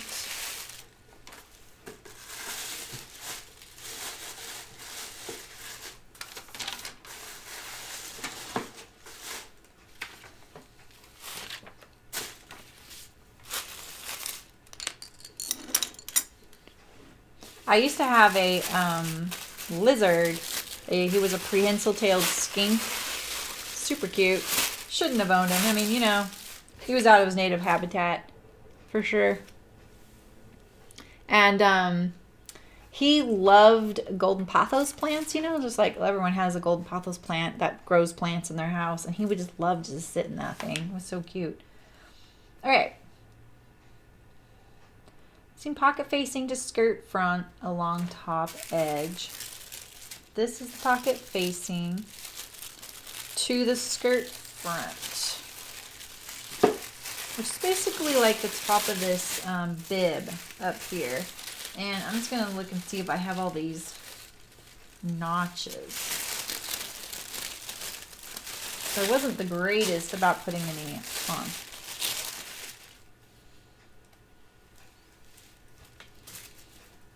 You're very clear that you're ignorant, right?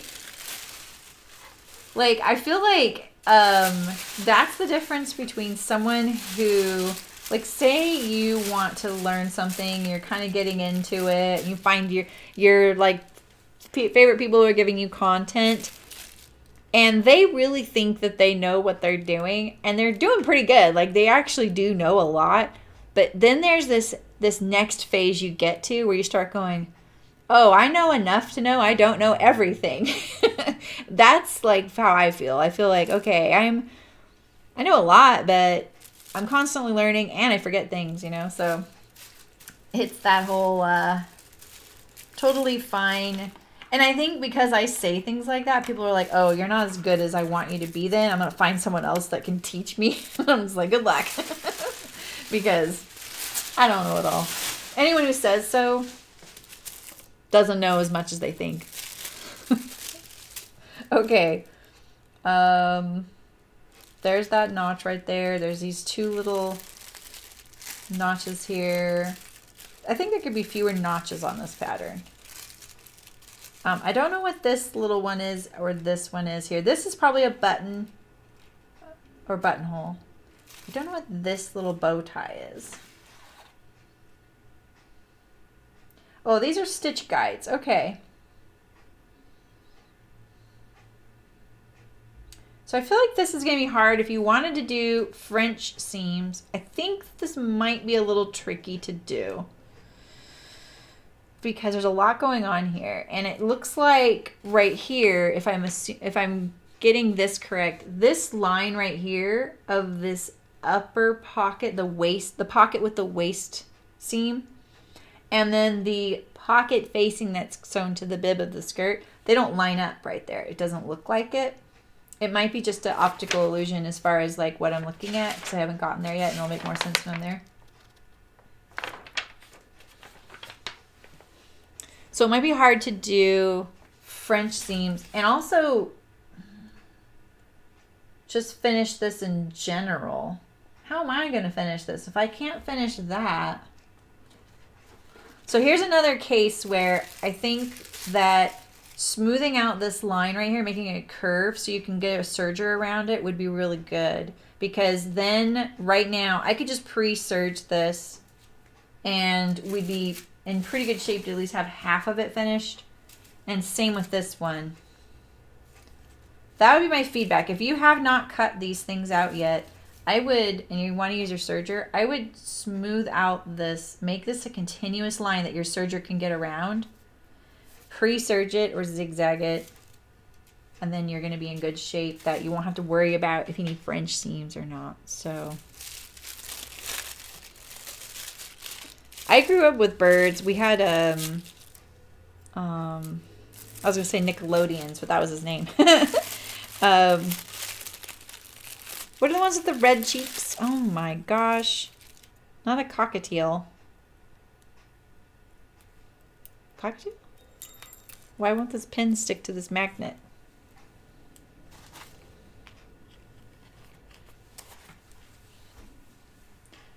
All right.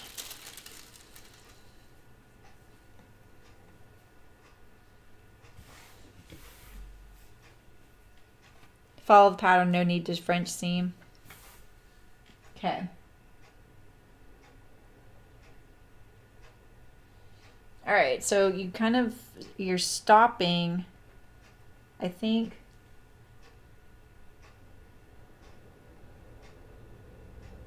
You begin and end at that little bow tie mark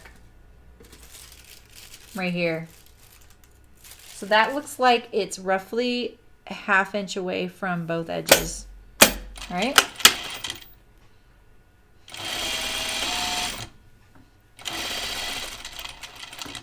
When I did this, I worked as a pattern drafter. One of my clients when I was freelance was a vintage company. And so she would give me a popular vintage pattern that a lot of people would order from her because she would find extra copies. She collected them and she had this amazing collection, and then she would sell them and she'd be like, you know, this is the one pattern I just can never keep in stock. So I want to recreate it, but I want to recreate it with modern sizing. And she would give me these patterns and oh boy, some of them were so complicated to sew. And I'm like, well, are we preserving the integrity of the way they sewed it together too? Or are we, I'm not going to clip this unless I know. Trim seam, angle cut corners. You know, so they were really great projects, but I felt like they were also, it couldn't have been easy for her to make back the money just to pay me. So even if I charged her $500, which would have been not enough, how many patterns would you have to sell to make that $500? Right? I am giving it back, Beverly. Cockatiel, so I'm right? Okay. Yeah. Yeah, and she named him, all of them were named musical, because we had Calliope, we had Nickelodeon. One day, Nickelodeon had an egg hanging down from him, and he was not him at all.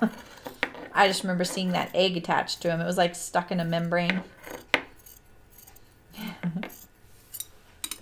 And my cat ate up on the counter, and the cage was at the end of the counter, and the cat's tail sometimes would get close to the cage or slip between the things, and that bird would just chomp on Mr. Kitty's tail. Oh my god. It was terrible. All right. Turn to right side, press, turn under seam allowance for bow tie marks, side edges, press, turn. Shown. Okay. I wish I knew how this is completely going together so that I could anticipate some of these things and then do it maybe a little differently. I don't think it's wrong. I just think there might be a way to do it a little easier. Or maybe it is easy and it's just hard to tell because it's so unconventionally sewn. Is that a good word for it? We just don't sew things like, we would do this differently now. They would do it like this in a factory.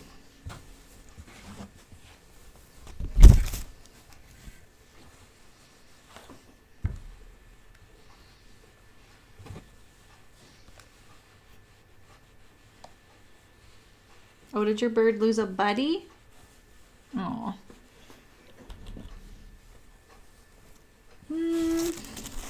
True, Ray. But most people wouldn't let that fly like that, you know? And it's kind of hard for people to, like, if I saw this, I'd be like, oh, I don't know about that. I think I need to finish those edges, even though she didn't. You know what I mean? So if they're going to, I'd like to give them an option. I don't know my own personal things, but this isn't mine. So I think this is what you do. Turn that under like that. Turn this corner. I re-sewed that one spot because the corner wasn't crisp. That's why I was re-sewing it, but I was talking when I did it. I'm a little worried about this stripe. I was sewing along that stripe and I was like, oh, you gotta stay one side of the stripe or the other, but don't wiggle around because then it'll look wavy. This fabric is so satisfying to iron. It probably shows.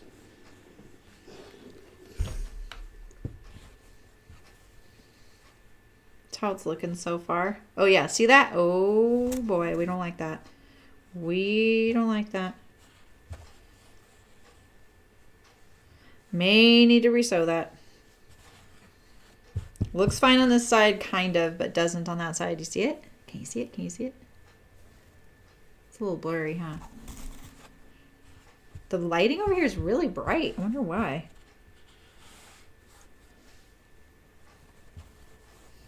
Yeah.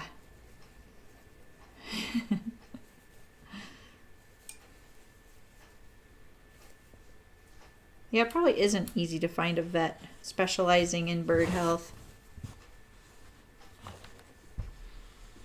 I'm going to re-sew this little spot. It's really hard to see, but I know. See that line? I need to come on this side a bit more.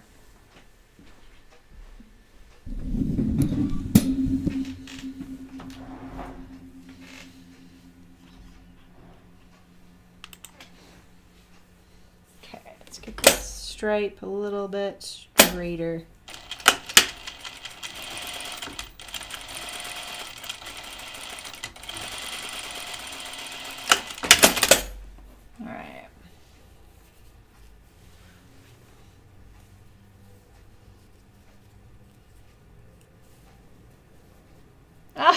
I was like, what was that? So my alerts are still broken, Ray. Thank you.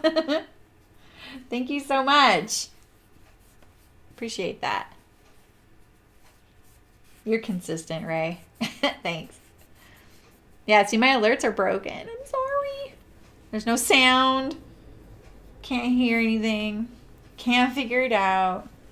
Don't know what's going on with it. All right, let's see here.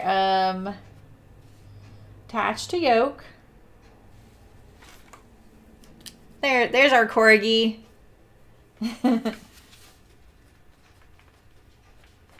That's easier than dots. Oh, we can. Oh, I need to top stitch this here. For bow tie mark along pocket edge as shown. All right. I'm gonna do the step above first a little bit. Oops. So I'm just going to edge stitch this.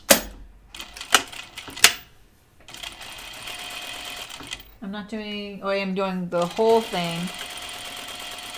When I see these little hangy, these threads, it makes me think, oh no, you don't do the whole thing. You just stop. Okay.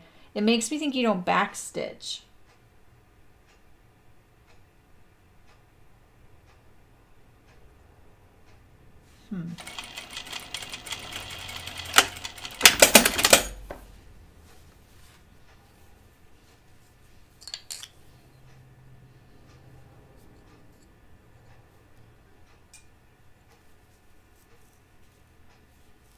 Let me get this corner a little crisper. I think I had it better before I monkeyed around with the sewing a little bit.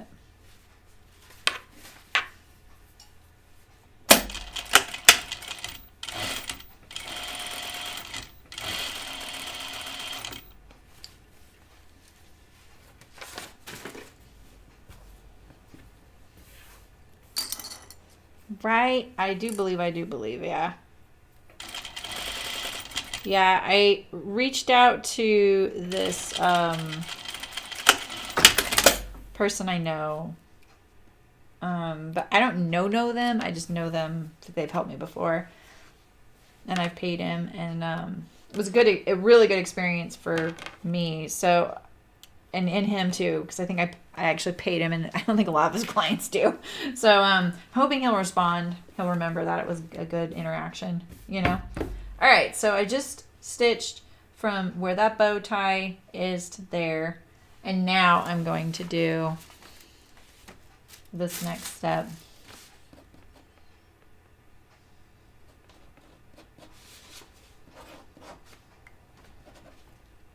All right, so now we're going to stitch this to the top skirt,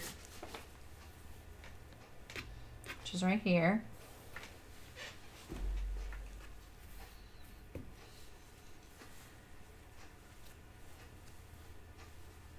Right side up, both pieces, right side up. Place skirt front over yoke and pocket, matching circles, notches, center front, and bow tie marks.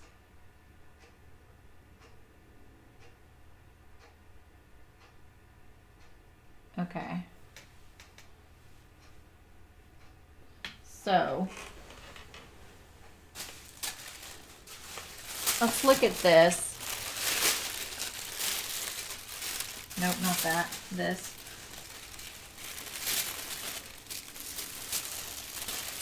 So if you're going to match your, it says to match bow tie marks.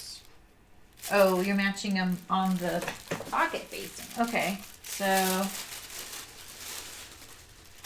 if you're matching this on here, it's sitting like this. So basically, you're lining up your curved edges here, and this is not going to line up right here. See, it's hanging down. All right, that's what we're doing. All right.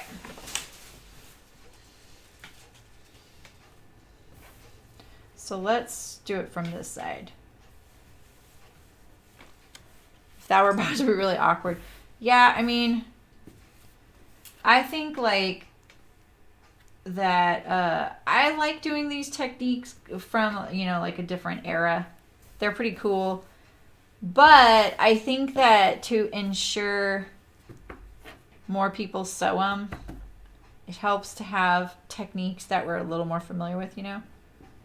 But then again, you don't get the experience of doing the whole vintage thing. So it's kind of a tough one. Okay, so these raw edges are lining up right here. See this edge that I turned back right here is lining up pretty easily right there. See that? So honestly, I really wish this edge lined up to here. And what we're about to do is we're about to stitch this top bib down to this piece. So that's probably why this is only 1/2 inch away. But I think if I would have put this wrong sides together and sewn around this whole edge, you know, and get a nice clean finished edge. And I'm kind of tempted to do that right now, you know, because otherwise this is all going to be raw. I can't even bind it because of this spot right here. You know what I mean, jelly beans? So maybe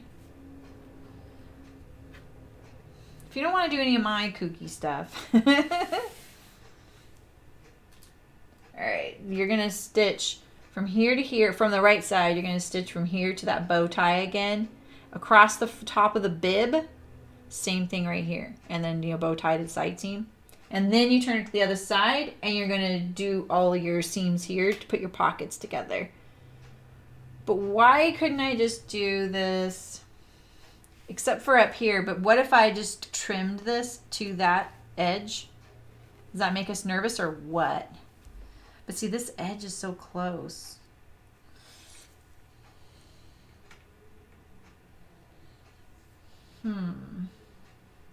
What if I added a piece of fabric right here? You guys see what I'm talking about?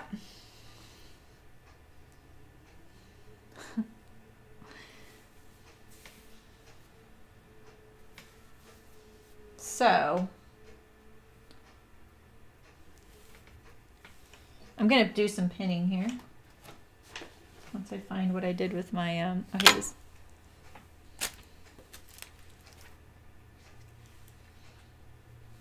just because this fabric's pretty wiggly.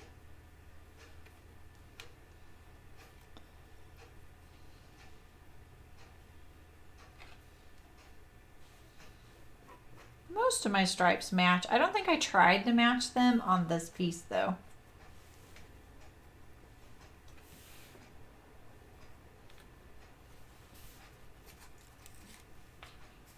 A little bubbly right here.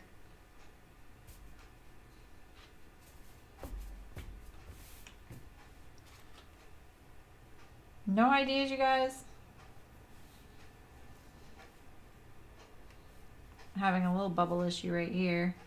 Maybe my on the fold wasn't that great, but it wasn't for both, which is kind of funny. All right, and this one right here.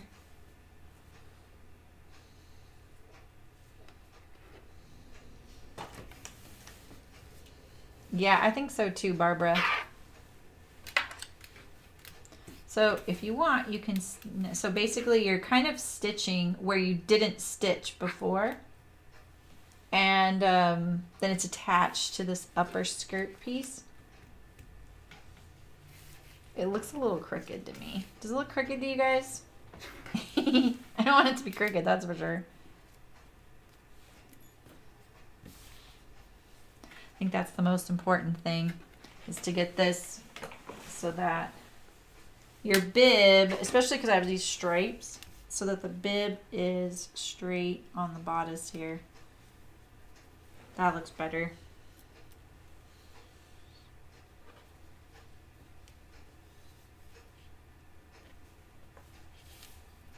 I need a bird's eye view.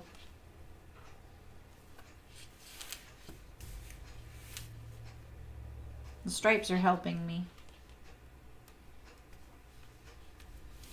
All right, and then this goes to this stripe here. 1, 2, 3, 4, 5, 6, 7 on the 8th. Okay, perfect. Ooh, spicy. All right.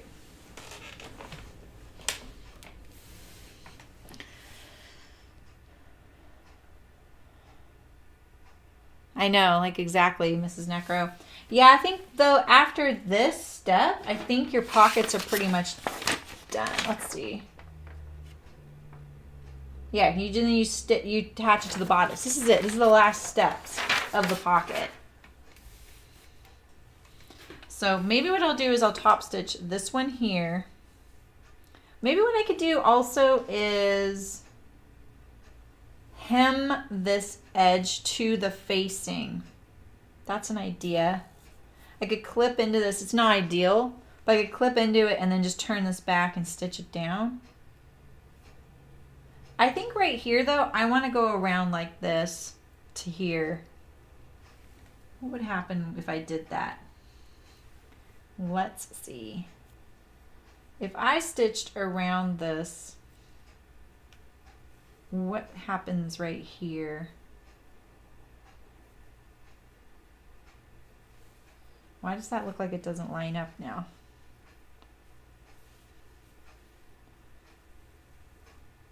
Yeah, but it should. Okay.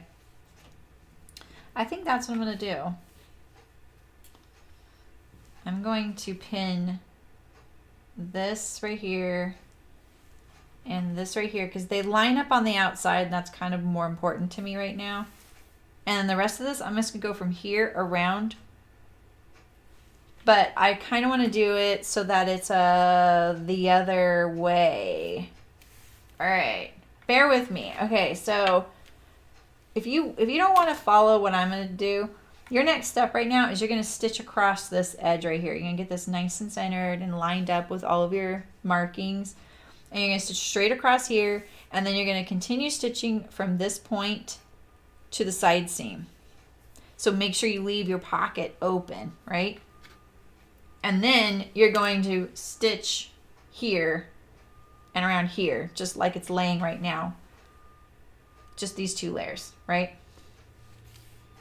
This will be stitched because you just stitched through here on the top, and then you're done. But what I'm going to do is I'm going to pick up this piece right now, and I'm going to put it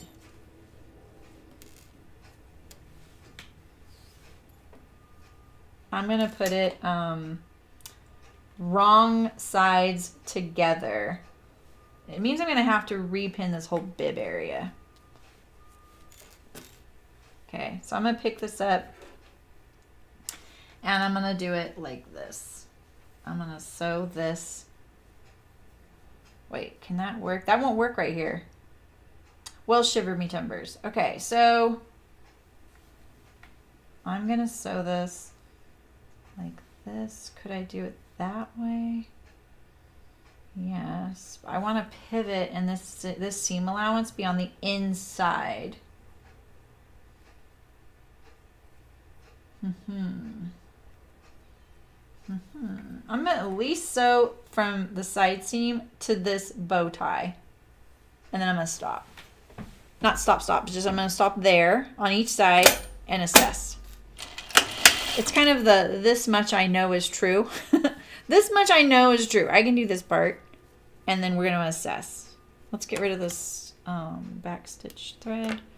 So I'm just going to go right on up to that little seam there.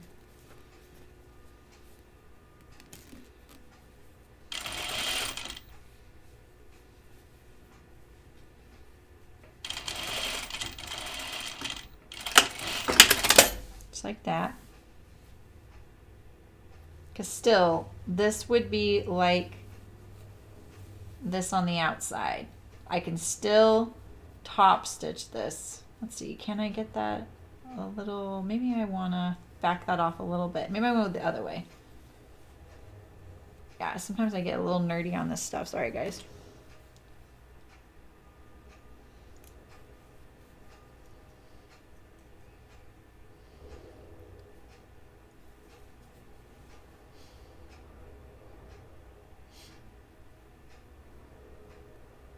Oh, totally, Ms. Necro. I always think it's interesting looking back at everything. Yeah, architecture. Architecture was more complicated, more beautiful, more involved, and they had less technology to do it all. You know? They also used slaves in just about anywhere in the world to make some of those, or you know, the wages would barely keep a family alive, you know, like when they were building cathedrals or whatever. But or you think about the pyramids, you know. But the fact that they've stood the test of time, you know. All right, so if I wanted this, how do I do this again? If I want to do this so that when I turn this, I don't interfere with this.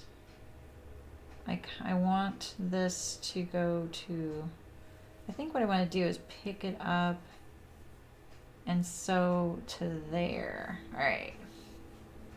I'm going to do it from this side so I can see where I'm sewing.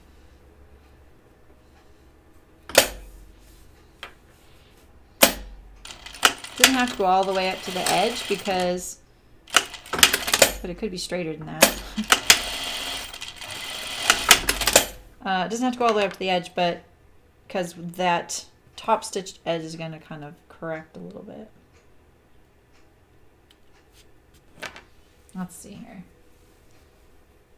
Yeah, see, that's better now.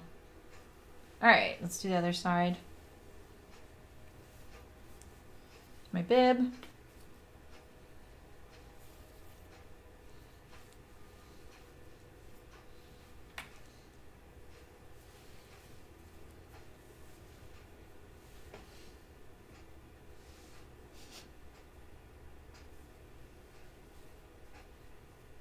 Is it too early for wine? Right, Mrs. Necro? Yeah, like older than our country. Or, I mean, I just mean like, yeah, in other parts of the world. Our country's not very old. We certainly used our 100% share of slave labor here, though. Pretty much, country was built on it. All right, so now we know. Let's see, we got So now I have that edge is finished. And it would be enclosed, right, in a seam? Yeah, okay. Okay. We're still on track. So now can I flip this over, pivot this, and sew this wrong sides together like this? I think I can. I think I can. I think I can. So let me show you what I'm doing. I know it's probably really confusing to keep track of where my hands are, what I'm doing. So let me get this, how you're going to look at it from the inside. All right, so just now what I did was I sewed these two right sides together, and I kind of stopped shy of where I top stitched it. So there's that bow tie mark right there, you know? And that's because I can still top stitch this and continue this top stitch line on the outside when I'm completely done with this next step I'm going to do. So now what I want to do is I want to enclose this raw edge into the pocket, and I'm only going to be able to do it to about right here. But that's better than nothing, right? So now what I'm going to do is pull this downward on the inside of the garment, pull this down and flip it around and put these, I think this is wrong sides together. It's really hard for me to keep track because my fabric is so identical, right? So I'm going to kind of look at all these curves here. Now the notches would be really helpful that I probably didn't put in. So let's just make sure. And what we could do is add our own notches if there aren't any. So I know this is how I want it to lay flat. I wish this would stop pulling. There we go. Okay, so this is how I want it to lay when I'm all done, right? Can you hear the construction outside by any chance? All right.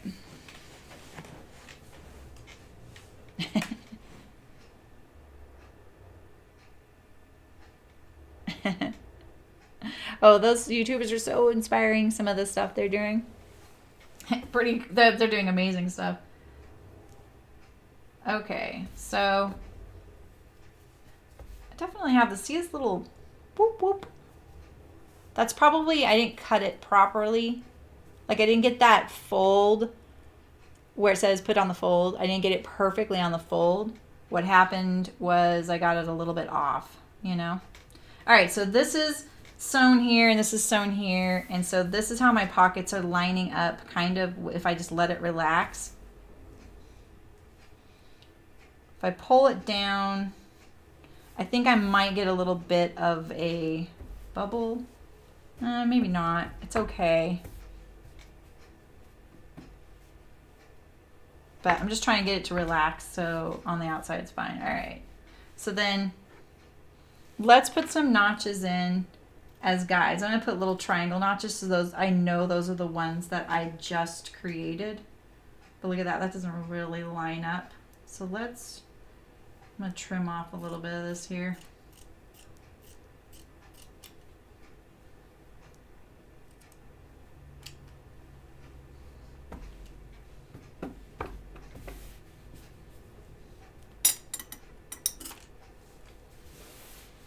Nothing's wrong with the pattern, by the way. I'm just finishing the edges without using a serger or without using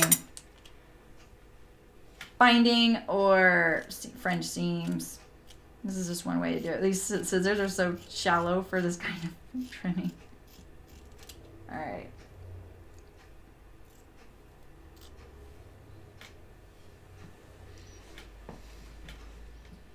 Oh, it sounds like a fan. Yeah. Yeah, there's some construction out there today. It'll probably be like that from time to time around here. These trees right here are marked for removal from the fire. So someday that'll happen too. I'm just going to trim this edge to be flush. Oh my God. I use the other pair of scissors, don't I? Not those at the table here.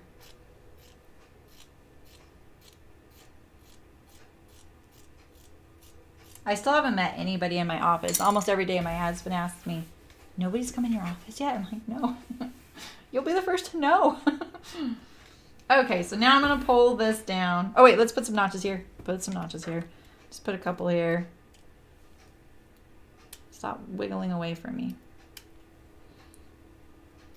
Just little guides. And then we'll just go as far as we can up here. So now pull this down, put these two curves together, try and find those notches. Don't pull or stretch any of this out. We'll try and go as far up here as possible.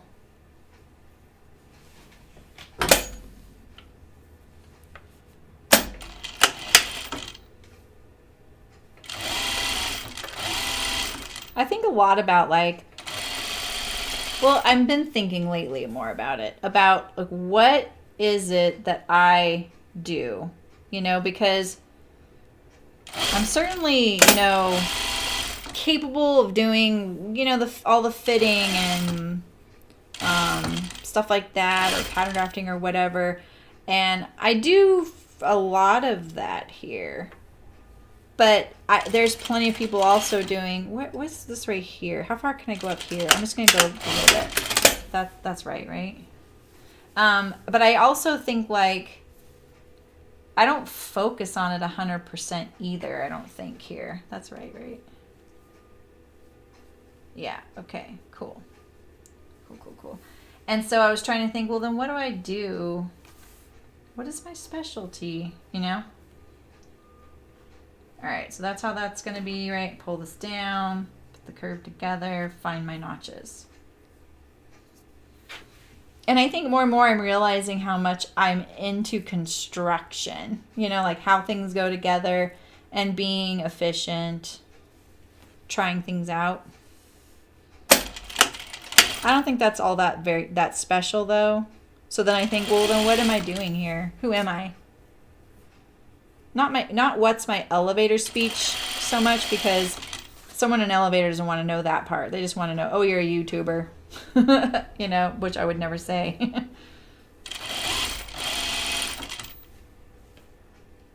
I don't talk to anybody in the elevator. Who does? I'm watching my little notches here, and now I'm up in this weird spot here. Go as far as I can, not too far. You don't want to like limit it. I would just go as far as you can, but don't push it.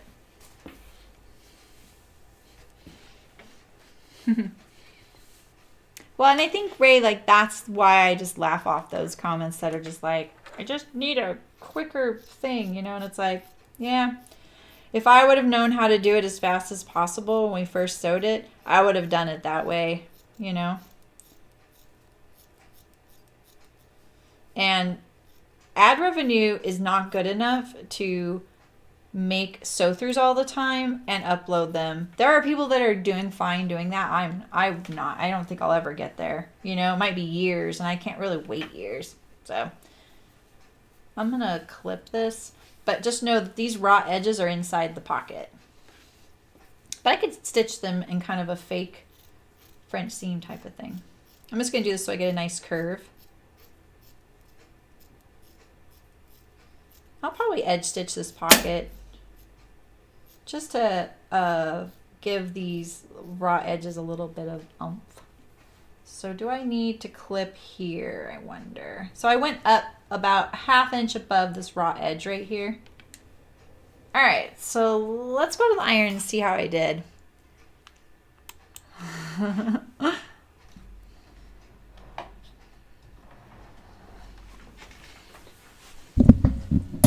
Ray has Instagram, and she goes and likes everybody's comment on my posts. It's kind of cute.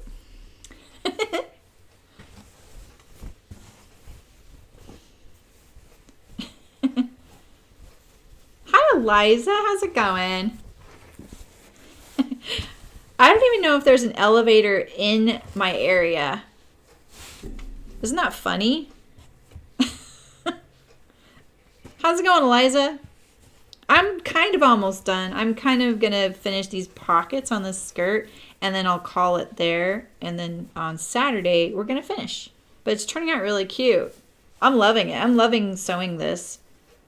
Hopefully I'm doing it justice because I am kind of stretching some of the sewing steps. All right, so let's see here.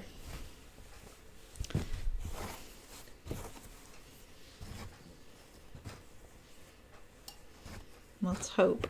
Let's hope what I did is going to be fine. Let's start ironing. So maybe we'd want to bind this edge, because even though I did that whole tricky, it's still a raw edge. It would have looked the same had we done it the other way. So maybe it wasn't necessary. Okay, just checking that.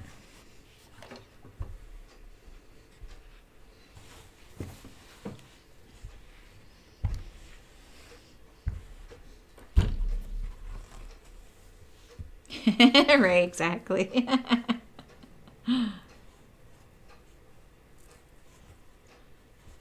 Yeah, Eliza, you were caught cheating. No, I'm just teasing. Okay, I need to clip that. I thought I might need to, but I wanted to make sure before I just clipped it. So right here, because we got all the way up there, we're just going to clip this to that. Kind of like clipping a corner.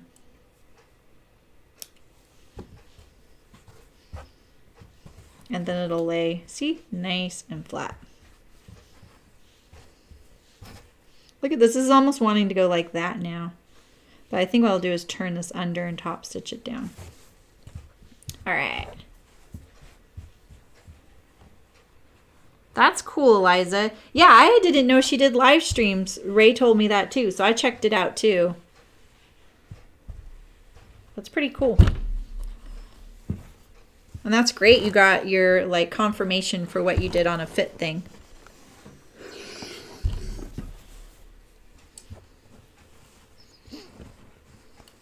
I was impressed. I was like, ooh, look at her. 500 live viewers. That is pretty cool.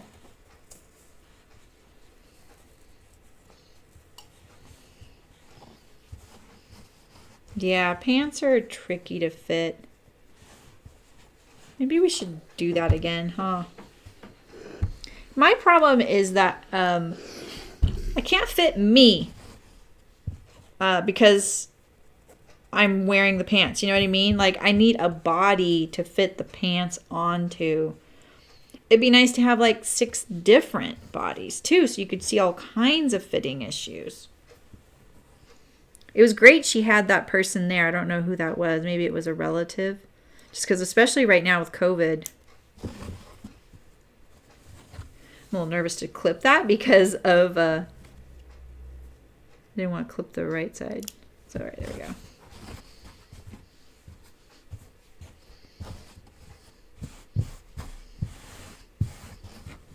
This little bubble here is kind of annoying.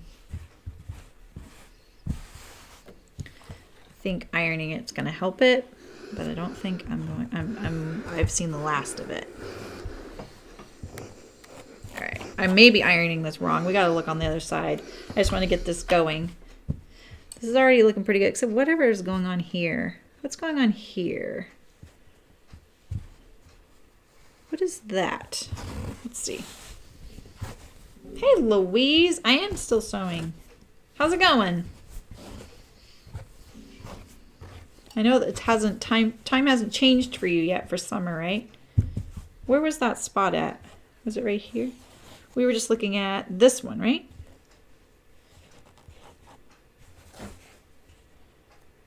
Huh, this looks okay.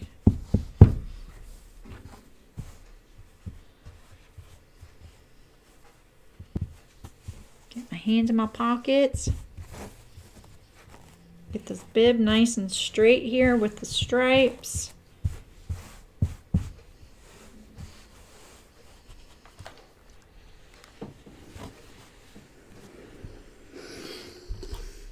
All those stripes showing there.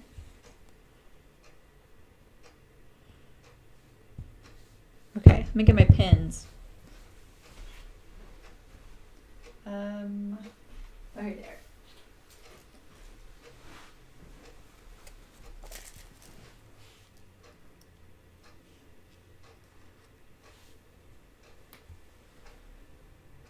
Oh, it's her neighbor. That's awesome. Boy. That could go, you know, like I feel like that's nice in some ways, but man, if my neighbor knew I could make anything sewing wise, I don't know about if I could live in the neighborhood for much longer.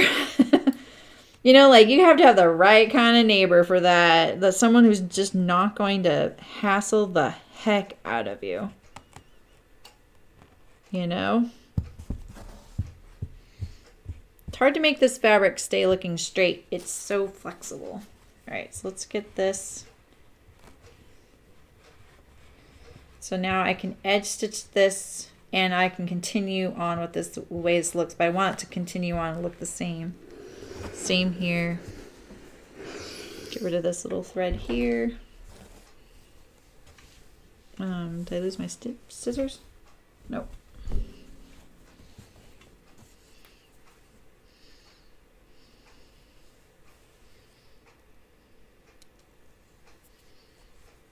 You saw me cut that. What's going on with you? Okay. Oh, they changed the Sunday. Nice. Yeah, exactly, Eliza. So true. That looks pretty good. So what do we think about this now? I think just, you know, topsing it down, leaving it is just how it's going to be. You could bind here. I'm just trying to offer solutions for someone. Maybe they're making this custom for somebody, you know, and they want it to look a lot more professional, or maybe they're making and selling these. I don't know why I'm always trying to solve imaginary problems.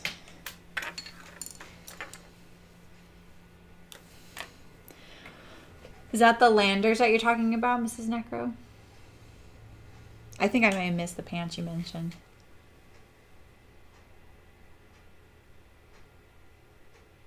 That's pretty cool, Ray. Oh, you did.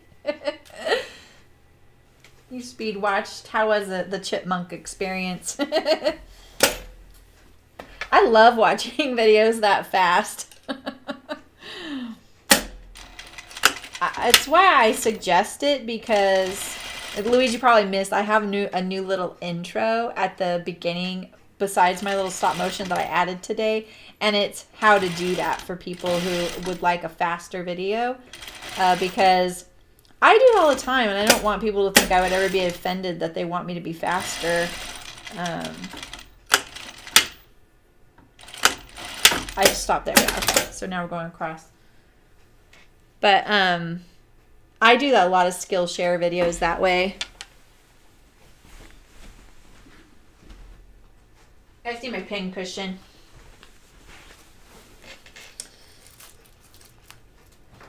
Okay, so that's the bib. That would have been your step before. I hope that's a squirrel on the roof. Maybe not. All right, so now I'm going to continue this top stitching here where I left off and go to the side seam. Get rid of my back stitch thread. Oh, see, I don't really like that. See how this stripe is wiggly right there? Maybe I could fold this up a little bit. No, you know, I think I'm going to have to take that out a little bit right there. If you don't have stripes, you don't have to worry about this. Yeah, you skip through all the chat. Exactly. Yeah. So if anyone is interested, what I've noticed lately is people are like, I'm rewatching the video and I can't see the chat.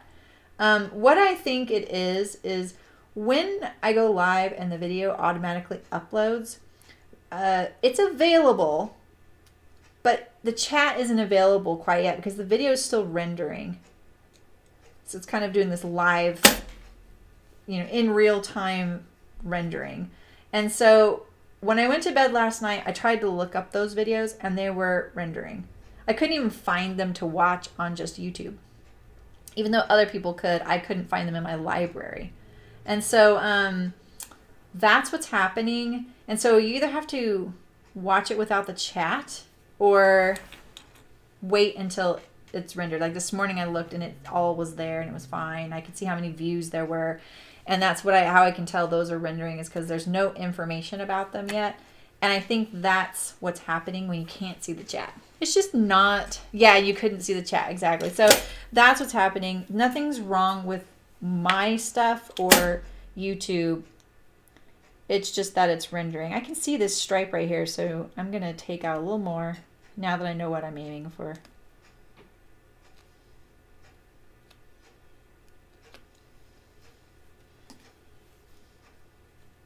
There we go.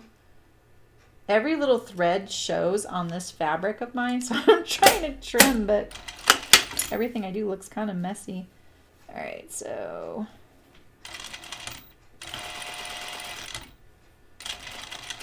I think that's wrong. I think that's too high up. Let's see. Because remember the first time I sewed it and then I had to take it out? Oh, I think I might be able to make that work though. Almost. You see, can you see that? It's pretty bad in person. I want that to drop down a little bit. Oh, I think I can work with that. All right, cool. All right, so let's get my all out, get all this flat. I'm gonna try and fake this look, that making that stripe look better.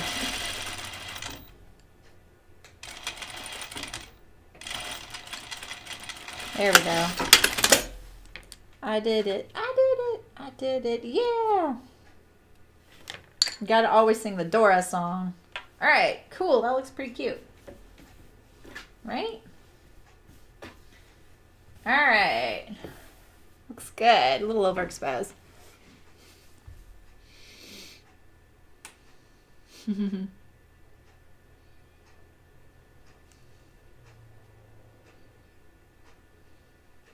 Oh, interesting. The subreddit.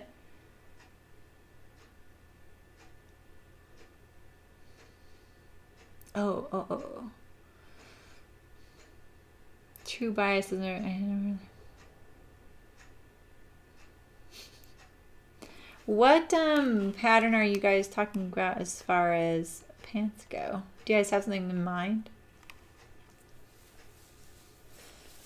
I think crop jeans look best on me, but cold ankle thing, you know. All right, so let's see. The next step would be attaching the skirt to the bodice. And you do it front to the front, and then you do the back to the back. So we could do that. And then we'll be ready to do the sleeves, side seams, zipper. That's pretty good. Do what time is it? 1:30? Yeah, we'll do that. We'll do one at least. Okay, so we have, we have our front and back bodice together only at the shoulders. So if anyone came late, this is what our bodice looks like. It looks pretty good. Looks pretty cute. I have to tell you, the fabric looks so cute in person. I think between my natural light and the box light, they look a little prison pajama-y, or they're kind of giving me flashbacks of, what's that movie? Oh, Brother, Where Art Thou? Oh, Brother, Where Art Thou? So it looks cuter in person, like way cuter. All right, so let's do a French seam. Straight up French seam. I have seen the new Closet Core leisure stuff, but I will tell you guys, I wasn't a fan. I'm sorry. It's the first time I haven't been a fan. I thought the pants are pretty cute. I like the pants. They're very simple joggers. I think I've got a pattern like that already. But the top wasn't for me. I would totally make it for a sponsored stream though, just to see what's going on with that knot detail.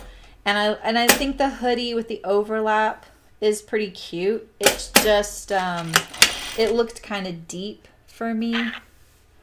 Like I don't feel, I feel like that would be cold right there, you know? So really cute though, and especially if you're wearing it over maybe a shirt or something.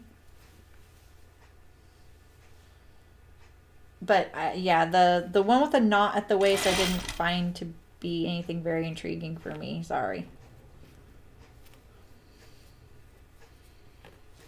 Okay, so I didn't put 2 rows of gathering stitches in on my front bodice, unfortunately. So we're going to make the best of what we got.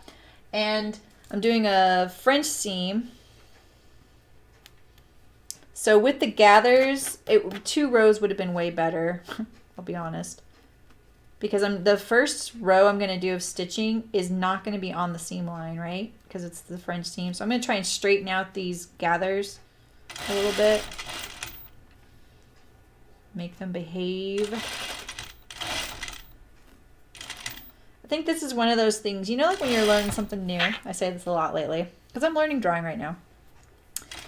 Or anything you're learning new. You can only handle so much information. Like someone will tell you everything you need to know, and you heard it, but it didn't make sense because you need to understand other things a little bit better for that other stuff to make more sense, right? And I think gathers are a really good example of this because when you're first learning to sew, when I was first learning to sew, there were a lot of patterns with gathers in it, and it was probably partly due to what was in trend and stuff like that. And because of that, I got kind of sick of doing gathers, and I would get a little lazy. You know, I would do 2 rows at first. And you just think like they just can't change or get better. And then as you learn and sew, you realize 2 rows is better. And then you just you can start noticing more details of what is going on with gathers, right? And what to look for. And it's something like when you become more experienced, you can look at someone else's garment and certain things will jump out to you. And it's not that they're bad or right or wrong or whatever, but you definitely notice that kind of subtle craftsmanship, you know? So that is one thing. 2 rows of gathers really helps. It's my long story for that. So, oh, that's cool, Elena. Well, let us know how it is.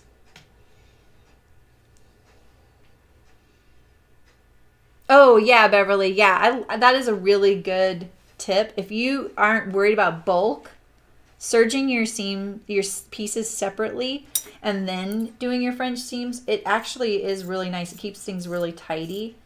My thread's a little heavy for that though, since I'm not doing the lighter weight garment thread. These are not the scissors I want here. I'm just trimming down all this edge here kind of awkwardly.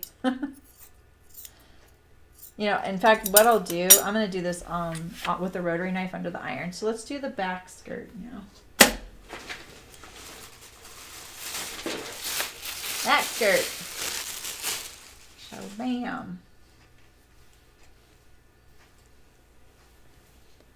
Where's the back? It's getting a little bit unwieldy here. So wrong sides together. I have 2 rows of stitching on this. It should be nice and flat. It'll be a little better.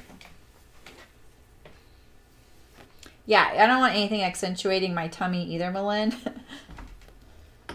I couldn't quite tell what was going on with it, so maybe that would help to understand like what you could do to modify it, but I couldn't quite see the details of it. I'm kind of about my leisure gear not feeling frumpy either, because it's already kind of a stretch for me to wear stuff like that, and so I really want it to, I don't dress smart or anything like that. Like, I don't think I'm high fashion in the least, but I like things to be very simple and not close fitting either. I just want something that just doesn't feel fussy or frumpy.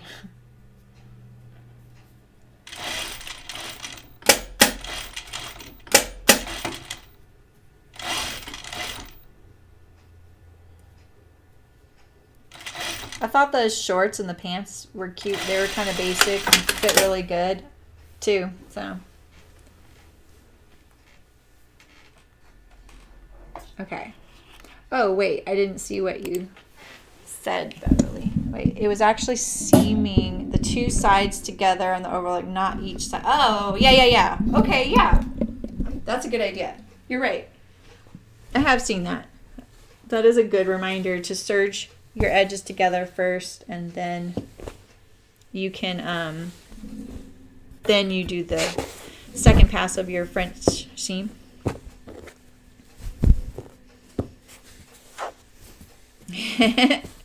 We do need a pants fitting expert.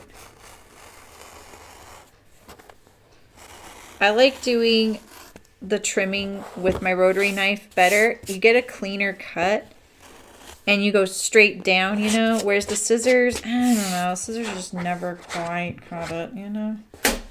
No pun intended. Or maybe the pun is intended.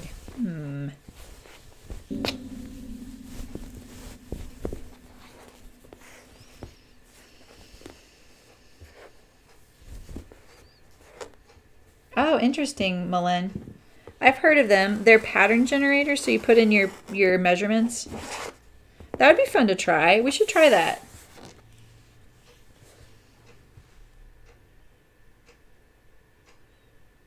Oh, that's smart, Beverly. Doing it on pillows and things? Yeah. Is it apostrophe or is it apostrophe? What about pants, Malin? Malin is like our resource. She always knows. Oh, no, don't iron on this. It gets wavy and it ruins it. I have one under my table to prove it if you need. I used to have a friend that ironed on hers all the time, and it wasn't that material. It was the other material, the stuff I use on my table. It would raise up, but then it would go back down, and it was kind of unsettling. Like, I don't recommend it. But I used to store my little green rotary mat under my wool felt mat here, and it ruined it. I don't have the heart to throw it away because I feel like if there's a new sewist in my life that they would appreciate it. It still works. It's just kind of funky. So I save it just in case I get someone in my life that might find it useful. I already have one at home that's from when we used to cut all our findings out, and it's pretty hammered. So I use that one at home. I think Bootstrap does that. For stuffed toys and up. Oh, wow. How fun. I think that would be a really fun thing to do. What if we did a sew along with one of those custom pattern generator people?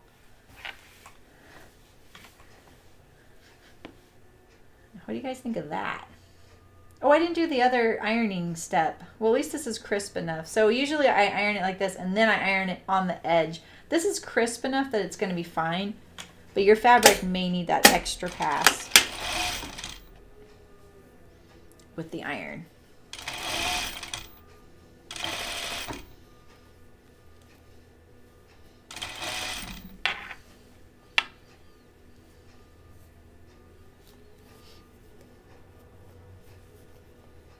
I feel like these stripes are going to look crooked if I'm not careful with how I sew the seam, you know?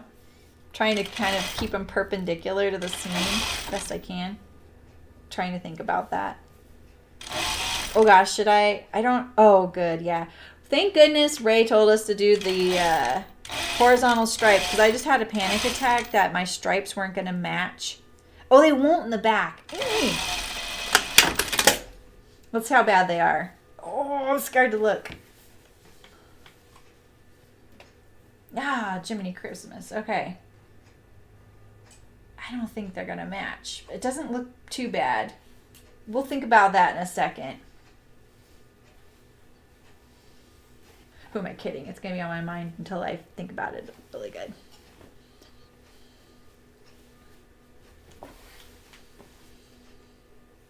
Oh, cool, Mrs. Necro. Oh, okay, Elena. Thank you. Thank you for telling me that.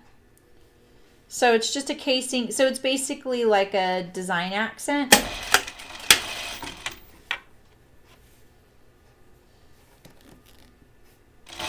So which thing do you, which one of the, it's like a whole set. So you have, what do you, I'm not almost, well, I am almost done for the day, Nancy. I am. I wish I would have, I'm going to start this from this side. This is the side with the gathers. Sorry, I'm going to just flip it. How's it going, Nancy? I thought you were here earlier. Weren't you here? Am I getting yesterday? I had 2 streams yesterday, so now I'm like confused what day it is. So, Elena, did you get, like, it's a whole set then? I was kind of excited. I thought the pattern was going to be named after Montserrat. I don't know how to say her name, but because she was the model. I thought, oh, this will be cute. But I forget she kind of works there, so maybe they wouldn't name a pattern after an employee. I have trouble keeping track of all that stuff. So don't they usually name their patterns for somebody? You know how long it took me to figure that out?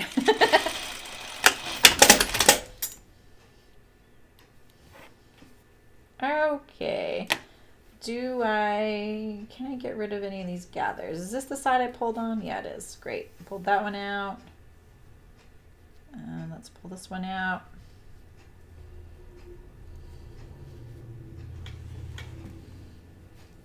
There's a gathering on the bottom. No, there's not.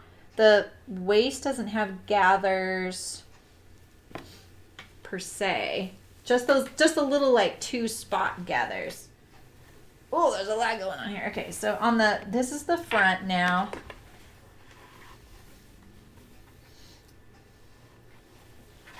It's a lot of dress.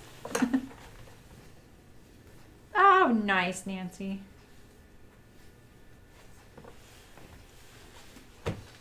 Should we put this on my Beatrice? I don't know if it's the same size. I picked the middle of the road one. I mean, I guess you're right, Ray. There's these gathers, if that's what you mean. So it wouldn't. I could have at least matched it right here, though. I don't want to just pull willy-nilly. I don't want to end up accidentally pulling the thread of the fabric. That, I've done that and it's not good. I'm just pulling out my gathering threads right now. Because I like to. It makes the inside look a little cleaner too, you know?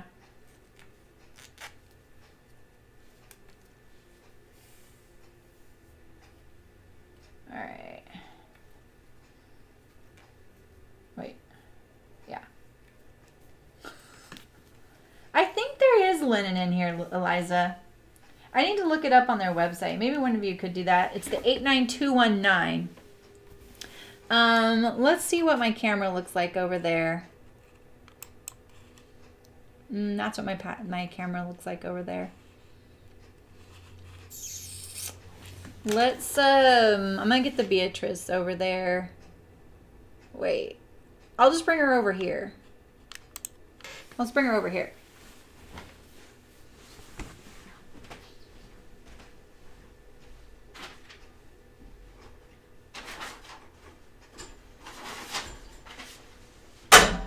Oh, sorry. This carpet's no joke.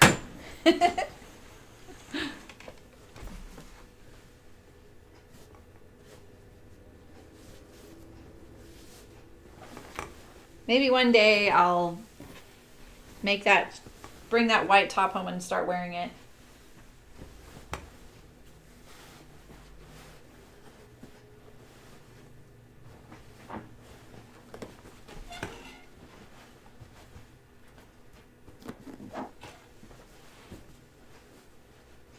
This feels high up. Okay.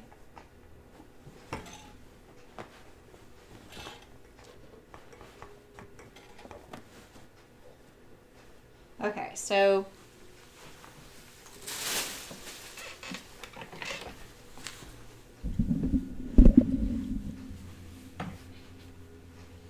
Yeah, my butterfly. Oh, it's 100% linen. Oh, okay. That makes so much sense. Okay. Yeah, it feels like it. 100% linen. Nice.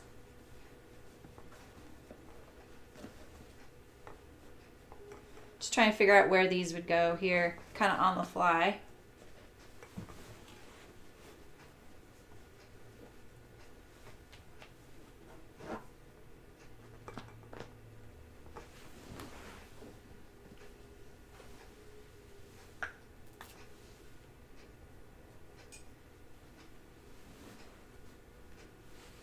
A lot of pins. Yeah, we still need Megan, huh? Oh, the label. Oh my gosh. I hope Megan's okay. Maybe she's just doing other stuff now.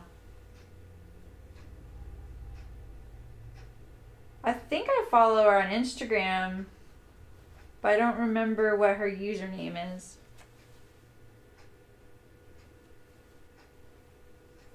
There's never any pressure to be here. People move on all the time. I do too. Okay, the skirt, this looks pretty good. Like, I don't see any issues there with how I did that.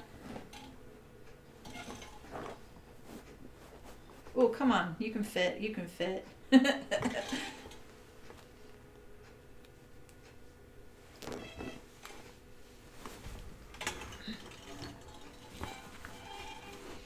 How would you ever do an FBA on it? That is an excellent question. There is a dart right here, Eliza. Oof. I don't think it's gonna fit my form.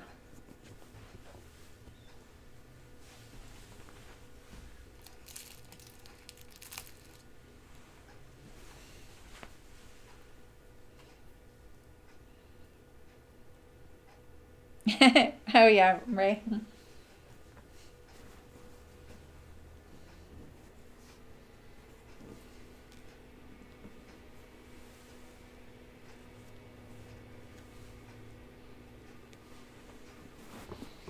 All right, well that's about as close fitting as I could get it, but my little Beatrice scarf there.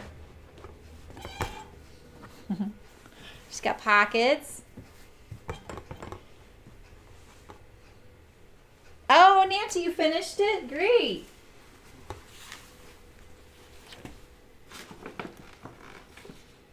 It looks pretty cute.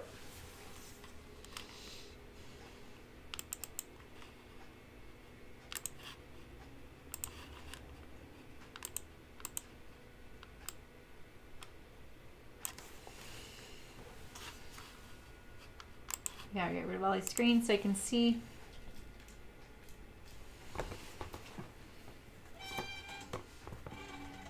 Very cute.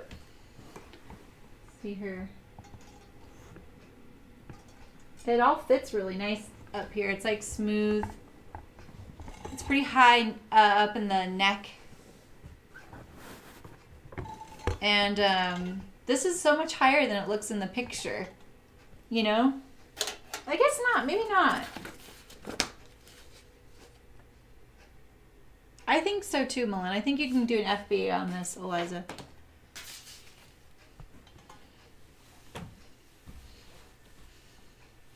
Oh, thanks, Eliza. Yeah. Oh, thanks, Sydney. This is the sagebrush top that I hacked into a dress. And I have all the pleated ruffles. The only thing about this dress is like the placket. You can see I centered the plaid on the bias, but because the ruffles kind of disrupt all the pattern matching I did. Yeah, me too, Nancy. I think the sideways stripes was a full-on necessary win. I think this would fit my dress form better if the waist is a little higher up. And then the picture, she's wearing a belt with it. And the blouse, this is kind of bloused like this. you know? More like this. She's got a little belt like that. It's pretty cute. It's pretty darn cute. And then we have those black buttons to put on. Yeah, so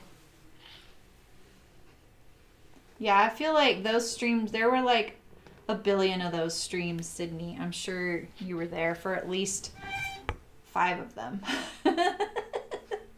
I really went down a rabbit hole. I feel like Friday Pattern Company doesn't like me anymore because of it. They were like, oh, yeah, we like what you're doing. And now they're like, oh, yeah, if you're going to hack our stuff that bad, I don't want anything to do with you.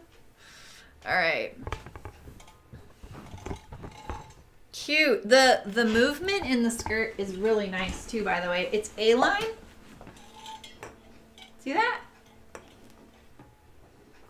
I know the seams aren't sewn, but it's got nice drape with the fabric, the linen, and the A-line. Cool. We did good today. We did good today. You can get those buttons at Hearts. I remember there's a code on the screen up here. Let's make it bigger. 10% off.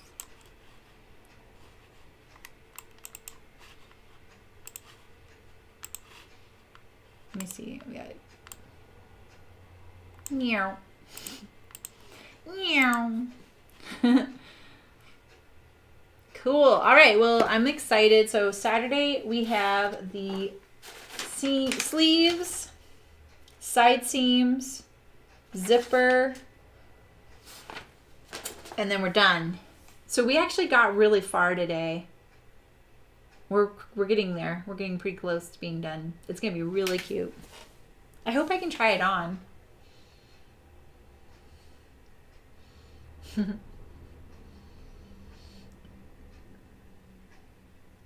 I guess, Frey. I don't know. I don't know. We'll see. I mean, I would love to work with them, but I think something happened and they didn't like a single one of those pictures, and up till then they were. So I do notice that kind of stuff. I don't care about how many likes, but you do notice if a company has noticed it and it's like, oh well, like it's not for everybody. But so many sewists hack and modify. Oh, thanks, Serena. My daughter today was like, you have one perfect curl back here. She was into it. All right, so I will see you guys Saturday. There may be another surprise stream between now and then. I may be labeling those pattern envelopes right here. I got one. I can put this in here now. Woo-hoo. And then I just need to find I got some chalkboard tape and I brought it home, and then I think I must have left it here. I don't know, after the move. It's the one thing I can't find. And then I'm going to label the edges so it's like a book binding, so it can read what's on my shelf. I still need to do that. And then, yeah, I think that's the other, yeah. So, anyway. You're determined to not move forward? Cool. Oh, Nancy, I can't wait to see your jacket.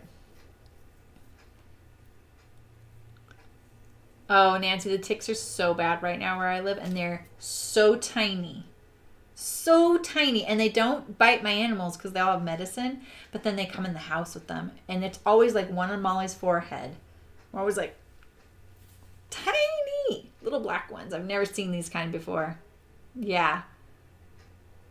Yeah, like one time I was sitting there laying in bed, 11:30 at night, totally sleepy. Haku's like, yay, you're in bed. Climbs up on me. Remember, it's a big cat. Climbs up on me. It literally puts his face against me and just sits there, And I know, and I'm like feeling him. He's been getting warts all over him because as he gets older. And I was sitting there, I'm like, oh, that wart feels weird, dude. And I looked, I'm like, it's a tick. And it was actually attached to him.